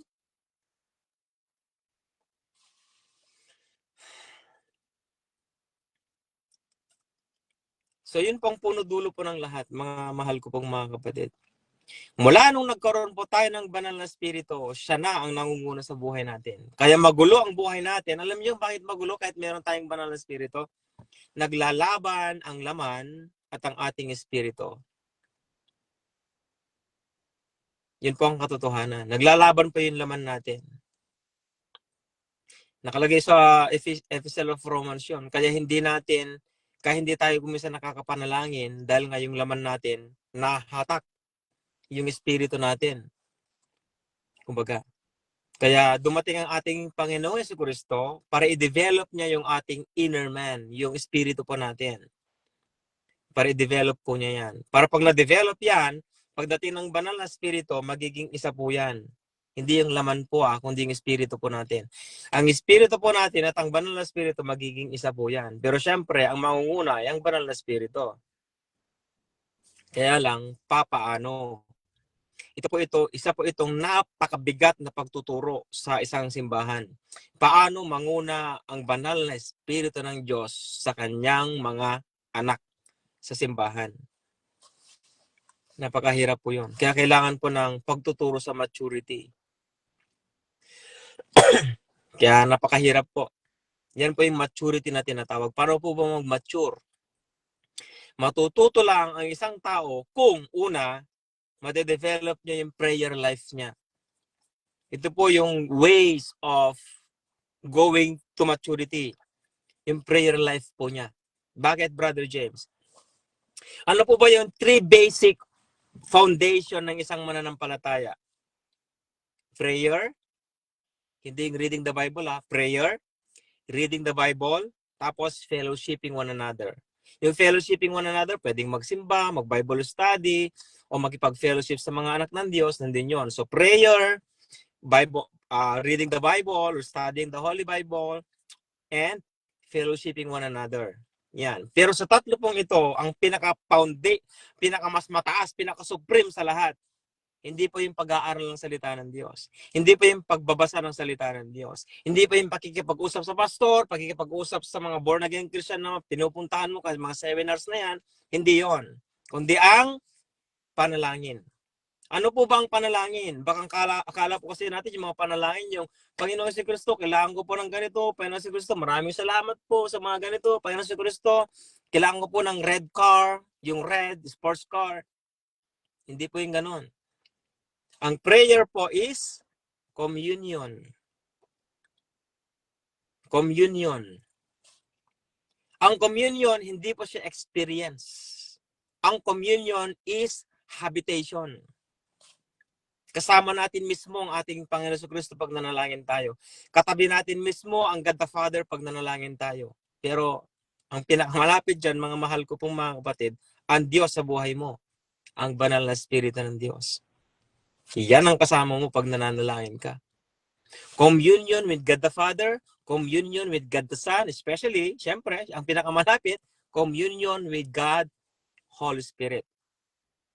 Yun ang pinaka-basic foundation ng isang anak ng Diyos bilang mananampalataya sa Kingdom of God. So kapag ka na-develop mo na yung prayer life mo, mag-aral ka na ngayon ng salita ng Diyos. Pero una, hindi ka muna mag-aaral Magbabasa ka lang muna. Kasi ang unang pagbabasa mo, hindi mo maintindihan yan. Akala mo magaling ka na, akala mo marunong ka na, akala mo alam mo na lahat. Hindi pa pala. Mga ganon. Ako po, kahit tanungin po ninyo ako, mga mahal ko pong mga kapatid, bobo pa rin ako. Yan. Bobo pa rin po ako. Wala akong kwenta sa harapan ng Diyos. Yan. Ganyan po ako. Hindi ko pwedeng ipagmalaki kung ano yung mga natututunan ko. Kaya nag-aaral pa rin po ako ng salita ng Diyos. So, unang-una, siyempre nagbabasa ka. Hindi mo po maintindihan yan. Kahit na na-develop mo na ang prayer life mo sa Panginoon si Kristo through the Holy Spirit, pag nagbasa ka na ng salita ng Diyos, kung minsan hindi mo po maintindihan yan. Hindi pa. Ngayon, paano mo maintindihan yan? Nung nag-aaral pa ako ng salita ng Diyos, at least 5 beses from Matthew to Revelation, 5 beses. Doon pa lang ng Espiritu sa akin. Ganun po katindi. At nung nagsimula na po akong mag-aral mula sa Mateo hanggang sa Revelation, parang ako mismo nasa loob ng Biblia ng mga panahon na yun. Parang na-imagine mo talaga yung anong nangyari. Kaya lagi ako nagtatanong, Lord, ganito pala. Lord, ganito pala. Lord, ganito pala. Ganun katindi pag nag-aaral ka pa ng salita ng Diyos. Yun ang tinatawag na lang revelation. Ang tao nag-aaral ng salita ng Diyos, kung hindi nagre-reveal ang banal na Espiritu, yung revelation, pag hindi nag-reveal ang banal na Espiritu, walang kwenta ang pag-aaral po natin. Ang pag-aaral po ng salita ng Diyos ay hinihintay natin ang tinatawag na revelasyon ng banal na Espiritu. Halimbawa, John 3:16. Ano ba ang pagkakaintindi natin sa John 3:16? Isang meaning lang ba yon? 2 meaning lang ba yon? 3 meaning lang ba yon? Ang bawat salita ng Diyos, merong 7 revelasyon. Ganyan kalalim. For the word of God was tried in a furnace 7 times. 7 times. And it was preserved forever. Ganon kalalim ang salita ng Diyos. So pag nag-aaral ka pa ng salita ng Diyos, gaanong level ng revelasyon ng banal na Espiritu ang ibinibigay sa iyo. Biruin nyo to, gospel mga mahal ko pong kapatid. Sa tingin ninyo, madali ko lang po yung napag-aralan? Hindi po. Napakahirap.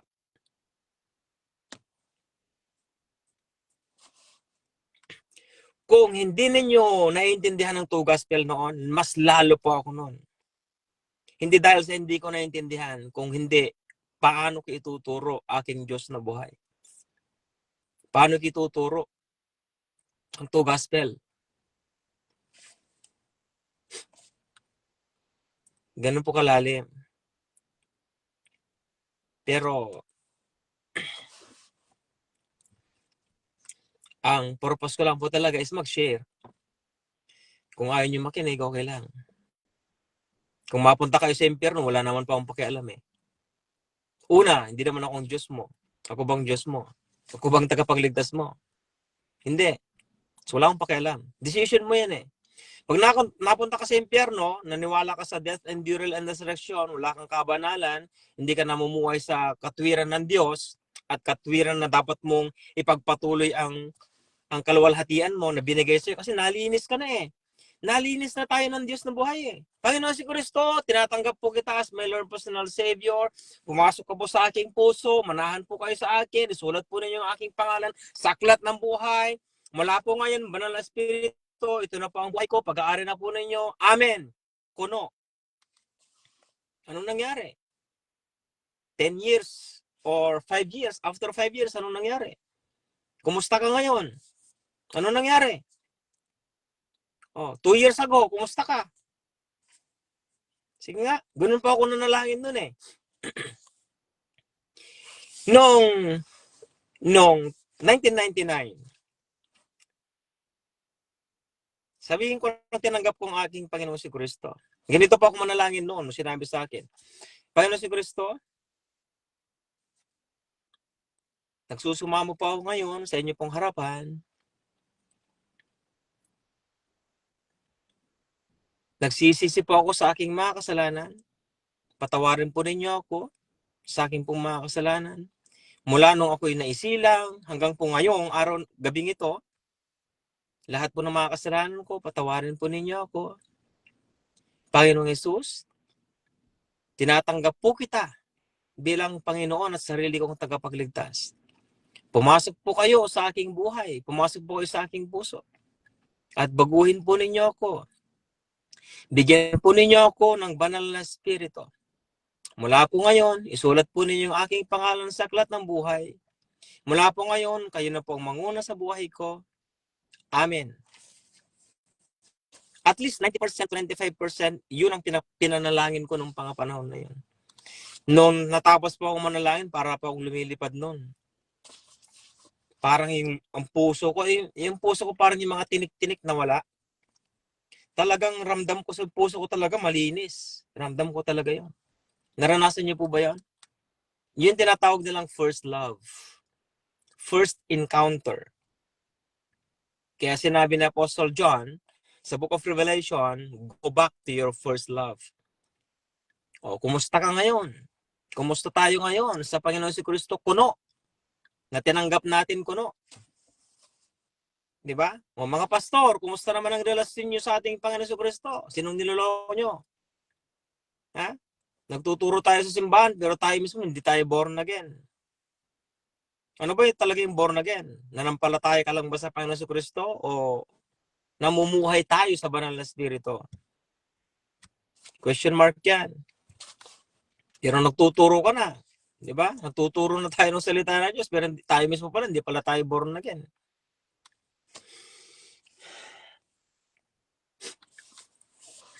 Nung dumating ang banal na Espiritu, banal ang katawang ito. Amen? Amen. Yung nakasulat doon sa banal na aklat eh. 1 Corinthians chapter 3. Hindi ko alam anong verse na po yun eh. At saka chapter 6. Nandun din. Verses 9 to 13 yata. Nandun din. Shall not inherit the kingdom of God. So this is the temple of the Holy Spirit. The God Holy Spirit is within us. So we are God. Supposed to be. Bakit? Ang Diyos nasa atin eh. Tapos ang templeng ito, hindi na tayo. Hindi na tayo namumuhay. Di ba? I am crucified with Christ. Nevertheless, I live. Yet not I, but Christ liveth in me. In the life which I now live in the flesh, I live by the faith of the Son of God who loved me and gave Himself for me. So ang katawan na ito supposed to be Diyos na, kung tutusin. Dahil ang Diyos ang namumuhay sa atin. Ang nakikita ko sa inyo, ang Panginoon si Kristo na dapat. Ang nakikita mo sa akin ay ang Panginoon si Kristo din, di ba? So hindi na ako mismo physically. Hindi na rin ikaw physically. We are Christ-like na tinatawag. Ito yung nature of the end times na tinuturo ko po sa inyo. Pero meron pa, siyempre, secret. Pero pinapahapyawan ko na kayo, mga mahal ko pong mga kapatid. This is one of the 90% of anointing na tinuturo ko na po dito sa inyo. This is God Himself. We are owned by God Himself. Lord, owner, nagmamay-ari. Sige nga kapatid, halimbawa lang ha, kasi ng mga panahon na yon, meron tinatawag na alipin, tama? Ang mga alipin na yun, mga binili. Pag binili ka, ibig sabihin, kahit napatayin kita, putulin ko yung ulo mo, tanggalin ko yung daliri mo, ganito, ganyan, wala na silang magagawa, binili kita eh. Di ba? Halimbawa, binili ko kayong lahat. At iluto ko kayong lahat, may magagawa ba kayo? Iluto ko kayong lahat, ipakain ko kayo sa mga buitre. May magagawa ba kayo? Noong mga panahon na yon? Wala. Di ba? So, ganun ang Diyos na tinatawag kung tutusin. Kaya lang hindi eh. When God gave us the Holy Spirit did not give us to control us. But rather, He owned the body ourselves. Naging pag-aari mismo ng banal na Espiritu, itong katawan na ito. Dapat ito talaga banal kung tutusin. Banal! Hallelujah!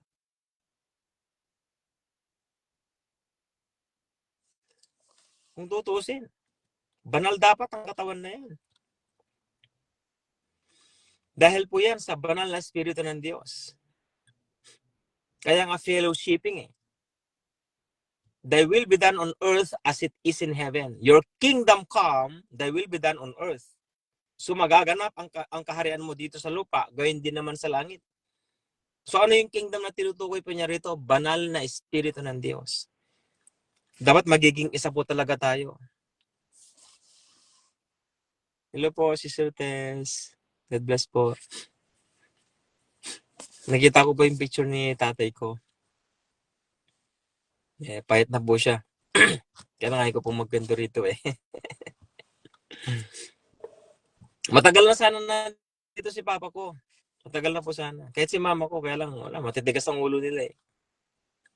Kaya may mga pagkakataon talaga na kahit gustuhin ko man, siguro ako pa lang siguro yung anak na nandito na yung mga magulang wala. Halos lahat siguro ng mga magulang ng mga nandito na yung mga yun, nakabisita na. Pero ako hindi. Ewan ko, ng klaseng mga magulang yung mga magulang ko. Hanggang ngayon, nagtatrabaho pa rin ng mga magulang ko. Nagtatrabaho ang nanay ko. Hanggang ngayon. Nasabi ko na lahat, pati mga hindi nila makain, pero wala pa rin kwenta. Matagal na dapat, before 2019, dapat nandito na sila, mga magulang ko. Pero dahil sa meron silang sariling pasya, doon. Yung papa ko naman, syempre, may mga pagkakataon talaga na hindi mo maintindihan. Kaya mahirap magsalita talaga eh. Mga magulang ko yung mga yun eh. Deserve nila na pumunta rito, mga magulang ko. Kaya lang hindi ko magawa. So balik po tayo doon. Kasi si Sister Tess, nagbigay po siya ng picture sa tatay ko eh. Yung tatay ko eh, hirap magsalita talaga, oo. Kaya minsan nami-misinterpret ka na lang nila eh. Kaya itong mga nagsasalita ng mga kung minsan hindi maganda, dapat kausapin ko eh para manahimik na eh. May mga ganun talaga na eh. Hindi ko maintindihan. Mga magulang mo pero nandito ka. Ang ganda ng lugar na ito pero ewan ko.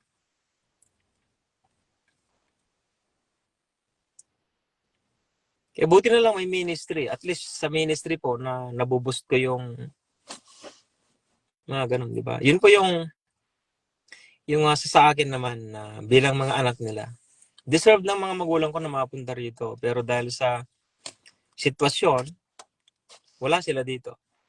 At matatanda na rin sila. Kaya mga ganun. So balik po tayo doon ano po sa ministry. So katulad nun, will ng tao, di ba? Kung ayaw nila, di wag. Ganun yun. Kasi ginawa ko na po lahat ng paraan pero wala pa rin. Ay, nako, hirap talaga magsalita oh. Ay, kung minsan you need to shut your mouth na lang eh. Di ba? Kaysa yung magsalita ka tapos hindi rin naman maganda, hindi naman for edification, di ba?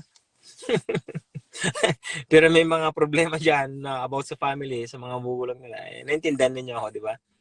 Sino ba ang anak na nandito tapos yung mga magulang niya wala dito? Di ba? Isang may problema ba? Anong problema? Gustong-gusto ko nga sila mapunta rito eh, pero wala eh. Kung tatanungin mo naman sila, kanya-kanyang palusot na lang. Ewan ko. Lalo na sa tatay ko, ay nako. Ano ba yan? So, ganun po ang ating pong buhay sa pamamagitan po ng banal na spirito. Mula nung dumating ang banal na spirito, eto na. Naglalaban ang laman at ang spirito. Kaya magulo ang buhay ng isang tao. Ang isang buhay ng isang mananampalataya. Walang maturity, magulo, nag-aaway-away po.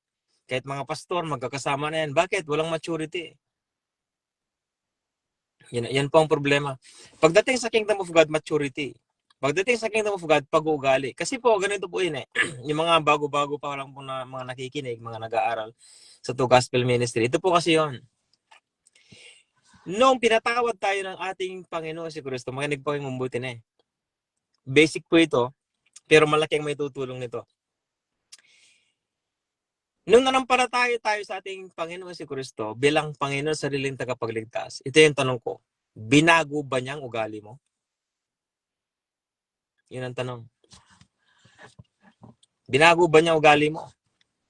Kung bastos ka, nung nanampalataya ka sa Panginoon si Kristo, bastos ka pa rin ba? Ano pa ba ang salita na yun?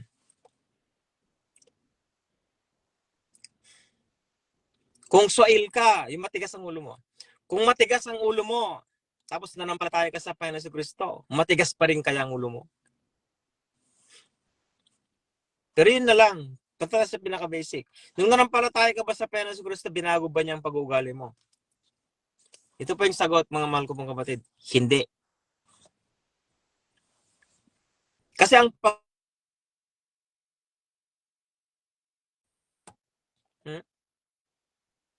kasalanan po bang pag-uugali? Attitude. Paano mo masasabing bastos ang isang tao? Sige nga. Kung sinasabi niya ang katotohanan sa harap-harap ng maraming tao, hindi bastos yun. Sinasabi lang niya ang katotohanan. Nasaktan ka lang kasi nga sinabi niya sa maraming tao, kaya nasaktan ka. Di ba? Pero kung pinagmumura ka naman niya sa harapan ng tao, ibang usapan na yun. Di ba? Ibang usapan na yun. Pero pag-uugali pa rin yun, papasok pa rin yun. Ngayon, sakaling minura ka, babaguhin ba ng Diyos ang pagmumura mo? Pag binago ng Diyos, nung nanampalataya ka sa Panginoon si Kristo, ang pagmumura mo, mahal kong kapatid, hindi, patay na ako ngayon, kahit ngayon na. Kahit ngayon na, sa pangalan ng Panginoon si Kristo. Kung lahat ng mga anak ng Diyos sa balat ng lupa, na nanampalataya sa Panginoong Jesucristo, pati pag-uugali nilang mga tarantado, mga kahit na ano pang uri, mga papagmura, binago ng Diyos. At ako po, makapunta po sa impyerno, kapatid. Sinasabi ko po yan sa inyo ngayon. Malakas pong loob ko. Bakit? Wala sa salita ng Diyos na babaguhin niya pati pag-uugali mo. Wala pong nakalagay doon. Kasi ang pag-uugali, hindi po yan kasalanan. Hindi po yan kasalanan.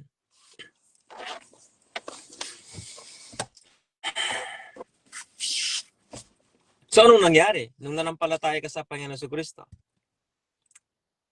nilinis ka niya, kapatid. Lahat ng mga nagawa nating kasalanan, nilinis niya. Kaya naging pure po tayo. Pure. Naging malinis po tayo. Ngayon, dumating ang banal na spirito sa buhay natin. Ito ang problema ng banal na spirito sa atin. Kung paano niya babaguhin ang pag-uugali natin. Mapagmura ka, so anong gagawin ng banal na spirito? Tuturuan ka niya kung paano mo tigilan ang pagmumura mo. Sa paanong paraan? Salita ng Diyos. Ang pagiging chismosa mo, paano pipigilan ng Diyos o tatanggalin ng banal na spirito ang pagiging chismosa mo? Salita ng Diyos. Pero makinig po kayo sa akin. Ito ang mahirap. Bakit hanggang ngayon chismosa ka pa rin? Bakit ngayon chismoso ka pa rin? Bakit ngayon ganyan pa rin ang ugali mo hanggang ngayon? Ano nangyari? Ano nangyari? Sa Kingdom of God, yan ang isa sa mga purposes ng banal na spirito. Baguhin ang ating pag-uugali. Paano mawawala ang pagmumura mo? Hindi mawawala yan, kapatid. Makokontrol yan. Sa paanong paraan? Maturity. Pagiging chismosa mo, hindi yan mawawala kasi ugali mo yan eh. So, ano mangyayari? Pipigilan mo yan. Ikaw mismo magpipigil niyan. Ganyan kahirap ang banal na spirito, ang ministry niya sa atin. Ang pag-uugali po natin. Kaya ang banal na spirito, binabago niya lahat. Kaya sinasabi ng kanta, di ba, binabago mo ako araw-araw. Binabago mo ako araw-araw. Pero may kasama yon. Binabago mo ako araw-araw kung magpapabago ako. Binabago mo ako araw-araw kung magpapabago ako. Yun po yun. Jesus me. Kaya mababago lamang isang tao kung nais niyang magpabago. Ganyan po. So, ganyan ang nature ng Kingdom of God. Kaya, nung pagdating po ng banal na spirito sa buhay po natin, meron siyang tinatawag na fruit of the Holy Spirit. Ito na po yun. Yung pag-uugali ng banal na spirito. Kabanalan, mga mahal ko pong mga kapatid. Love, joy, peace, long-sufferings, gentleness, goodness, meekness, faith, and self-control. Especially self-control, tinan ninyo eh. Naunang pag-ibig, natapos sa self-control. Bakit? Kung wala po tayong pagpipigil sa sarili, yung love, joy, peace, long-suffering, gentleness, goodness, meekness, faith, magsisibagsakan ng mga yan, mahuhulog ang mga yan kung wala tayong self-control. Which is, I believe naman. Naniniwala naman po ako doon. Kung wala po tayong pagpipigil sa sarili, babagsak yung fruit, bunga ng Espiritu. Diba? Bunga ng Espiritu. Diba? Kaya minsan ang buhay mananampalataya medyo exciting, kumbaga. Exciting. Bakit? Kung nagpapabago po tayo sa pamamagitan ng banal na spirito, exciting po 'yan. Bakit po? Sino ba naman ang magi-enjoy kung merong nababago sa kanya, di ba? Dati nagmumura ka ng 10 beses sa isang araw. Halimbawa. O ngayon, pa isa-isa, dalawa-dalawa na lang. Di ba? Oh, after years pass by, hindi ka na nagmumura. Ganyan. Di ba? So, ganoon din naman yung pagiging chismoso at chismosa, di ba? Years pass by, unti-unti yan nawawala. Meron nga po akong isang teacher eh. O meron akong kakilala eh. Ganito eh, mga mahilig sa sigarilyo. Di ba? O paano ka ba naboborn again? Dati pa isa-isang kaha ka, di ba? Ilang piraso bang kaha? Hindi ko alam kung ilang piraso po isang kaha eh. Sabihin na natin 36, sabihin na natin kung meron. O, dati nauubos niya ang isang kaha. After, dahil sa naboborn again siya, paunti-unti, nawawala hanggang sa wala na, di ba? So, ganun po yun. So, pag sinabing born again, may mga sanga-sanga sa ating mga pag-uugali yung talagang binabago ng Diyos. Pag sinabing binabago ng Diyos, sa pamamagitan ng salita ng Diyos, nagkakaroon po tayo ng maturity. Kaya sa bawat anak ng Diyos, kailangan po talagang mag-mature. Yan po, mga mahal ko pong mga kapatid.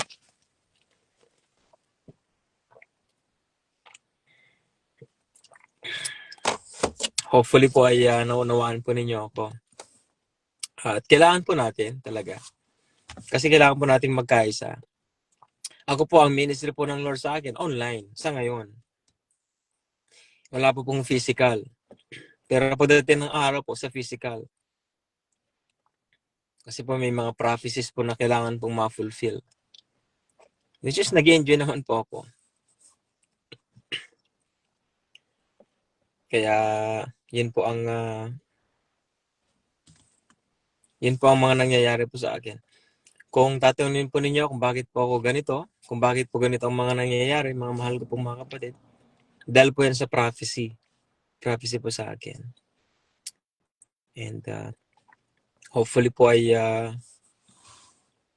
dumating po yung mga panahon na yun na talagang maglilingkod na po ako sa Diyos talaga. Kaya mag-ingat-ingat po yung mga pastors po dyan sa Pilipinas. Kakausapin po kayo ng Diyos. Maghintay-hintay lang po kayo.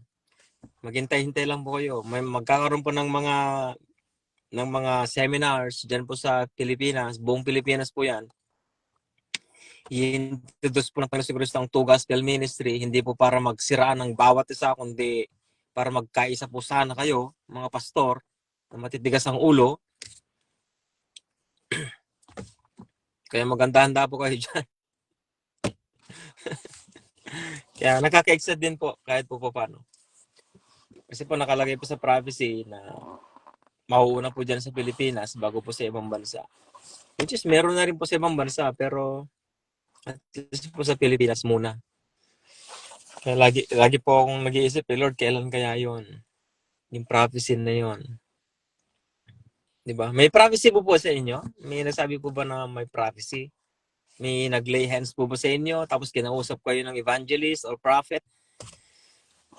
Mga ganun. Kung ano yung mangyayari sa hinaharap. Ako excited po ako doon. Pero pag nangyari po yon, ay mag-ingat po kayo. Dahil wala pa akong sasantuhin. Wala pa akong sasantuhin. Kahit doktor ka pa o theology seminarian ka pa, pagdating sa harapan ng Diyos, parehas po tayong walang alam. Parehas po tayong walang alam. Wala po tayong may pagmamalaki.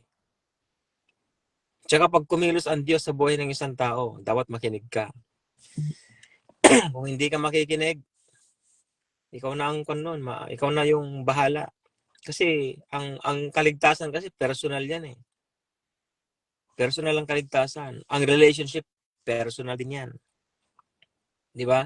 Kung mapunta tayo sa langit, praise the Lord. Kung mapunta ka sa impyerno, ikaw na rin ang bahala doon. Buhay mo na yon. Hindi ka madadala ng asawa mo, hindi ka madadala ng mga anak mo. Ganyan po yan.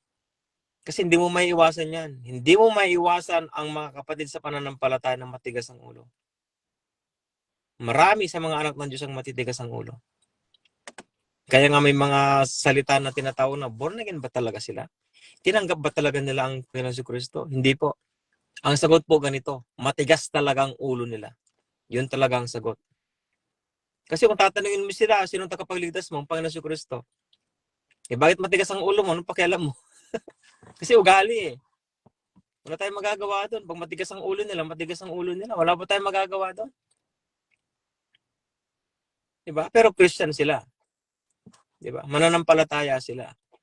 Pero dahil sa katigasan po nila ng ulo nila, yun ang dahilan. Yun ang magbabagsak sa isang tao patungo sa impyerno. Sa katigasan ng ulo. Mga mahal ko pong mga kapatid. So, sa tingin ko, papaalam na po ako sa inyo. At magbibigay po ako ng konting oras po. Kasi nandito po ako sa mga kapatid ng aking may bahay at ang kanyang mga magulang. Pero pray po muna tayo. Ako nakikita na naman dyan. Let us pray. Ama namin Diyos na makapangyarihan sa lahat. Napakadakila po ninyo. Aming Ama. Hopefully, Godfather, before the end times, before tribulation comes, ay may pakilala po ninyo ang sarili po ninyo sa amin po. Bilang aming Ama. Hindi lamang po ang aming Panginoon si Kristo, kundi sa pamamagitan po ninyo, our dear Father. And dalahin ko po, our Father, na kumilos po kayo sa mga pastors po, Panginoon, lalo po sa bansang Pilipinas, Lord, na kung saan po ay nagsisimula na po ang mga pagpapala sa amin pong gobyerno. Excuse me. Hopefully po, ganun din po sana po sa, excuse me, sa mga pastors po. Oh, dear Father God, hindi ko akalain na may mga pastors po na ganito sa bansang Pilipinas. Hindi ko po akalain, aking Ama, na may mga pastor na ganito, aking Ama. Dear Lord, I pray for those faithful pastors, Panginoon ko. Faithful pastors. May God, Father, God bless them and keep them safe, oh dear Father, and their families. Oh dear Father, God, I pray, Lord, to bless them, oh dear Father, these faithful pastors of yours, my God. In the name of our Lord Jesus Christ, Lord God, cover them with passion and compassion, and cover them, oh dear Father, with heads of protection, oh dear Father. In Jesus Christ's mighty name, oh dear Father, God, especially these people, these pastors who are praying with me right now, Lord God, bless them. Oh dear Father, God bless them spiritually, financially, physically, emotionally. Oh dear Father, in Jesus Christ's mighty name, oh dear Father, God, they deserve it. Oh dear Father, God, they deserve it. God, I release blessings upon them, oh dear Father. God, I release blessings upon them, oh dear Father, in their health, oh dear Father, in everything, every aspect of their lives, oh dear Father. In Jesus Christ's mighty name, I pray, Lord. In Jesus Christ's mighty name, I pray. Amen and amen. Hallelujah. Ang sarap naman mag-pray sa mga pastors. Ang sarap naman po nung releasing. So, magpapaalam na po ako, mga mahal ko pong mga batid. Bye-bye po. Bye-bye. Hindi lang po. Mayroon po yatang.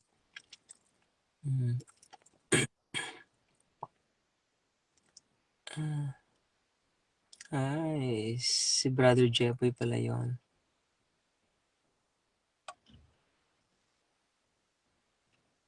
%, in the actual ministry.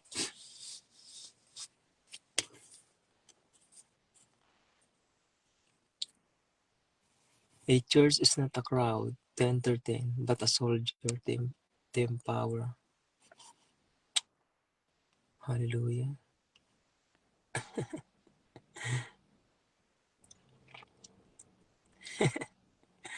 Hallelujah. So, bye-bye po mga mahal ko po mga kapatid. Next time po ulit. Bye-bye.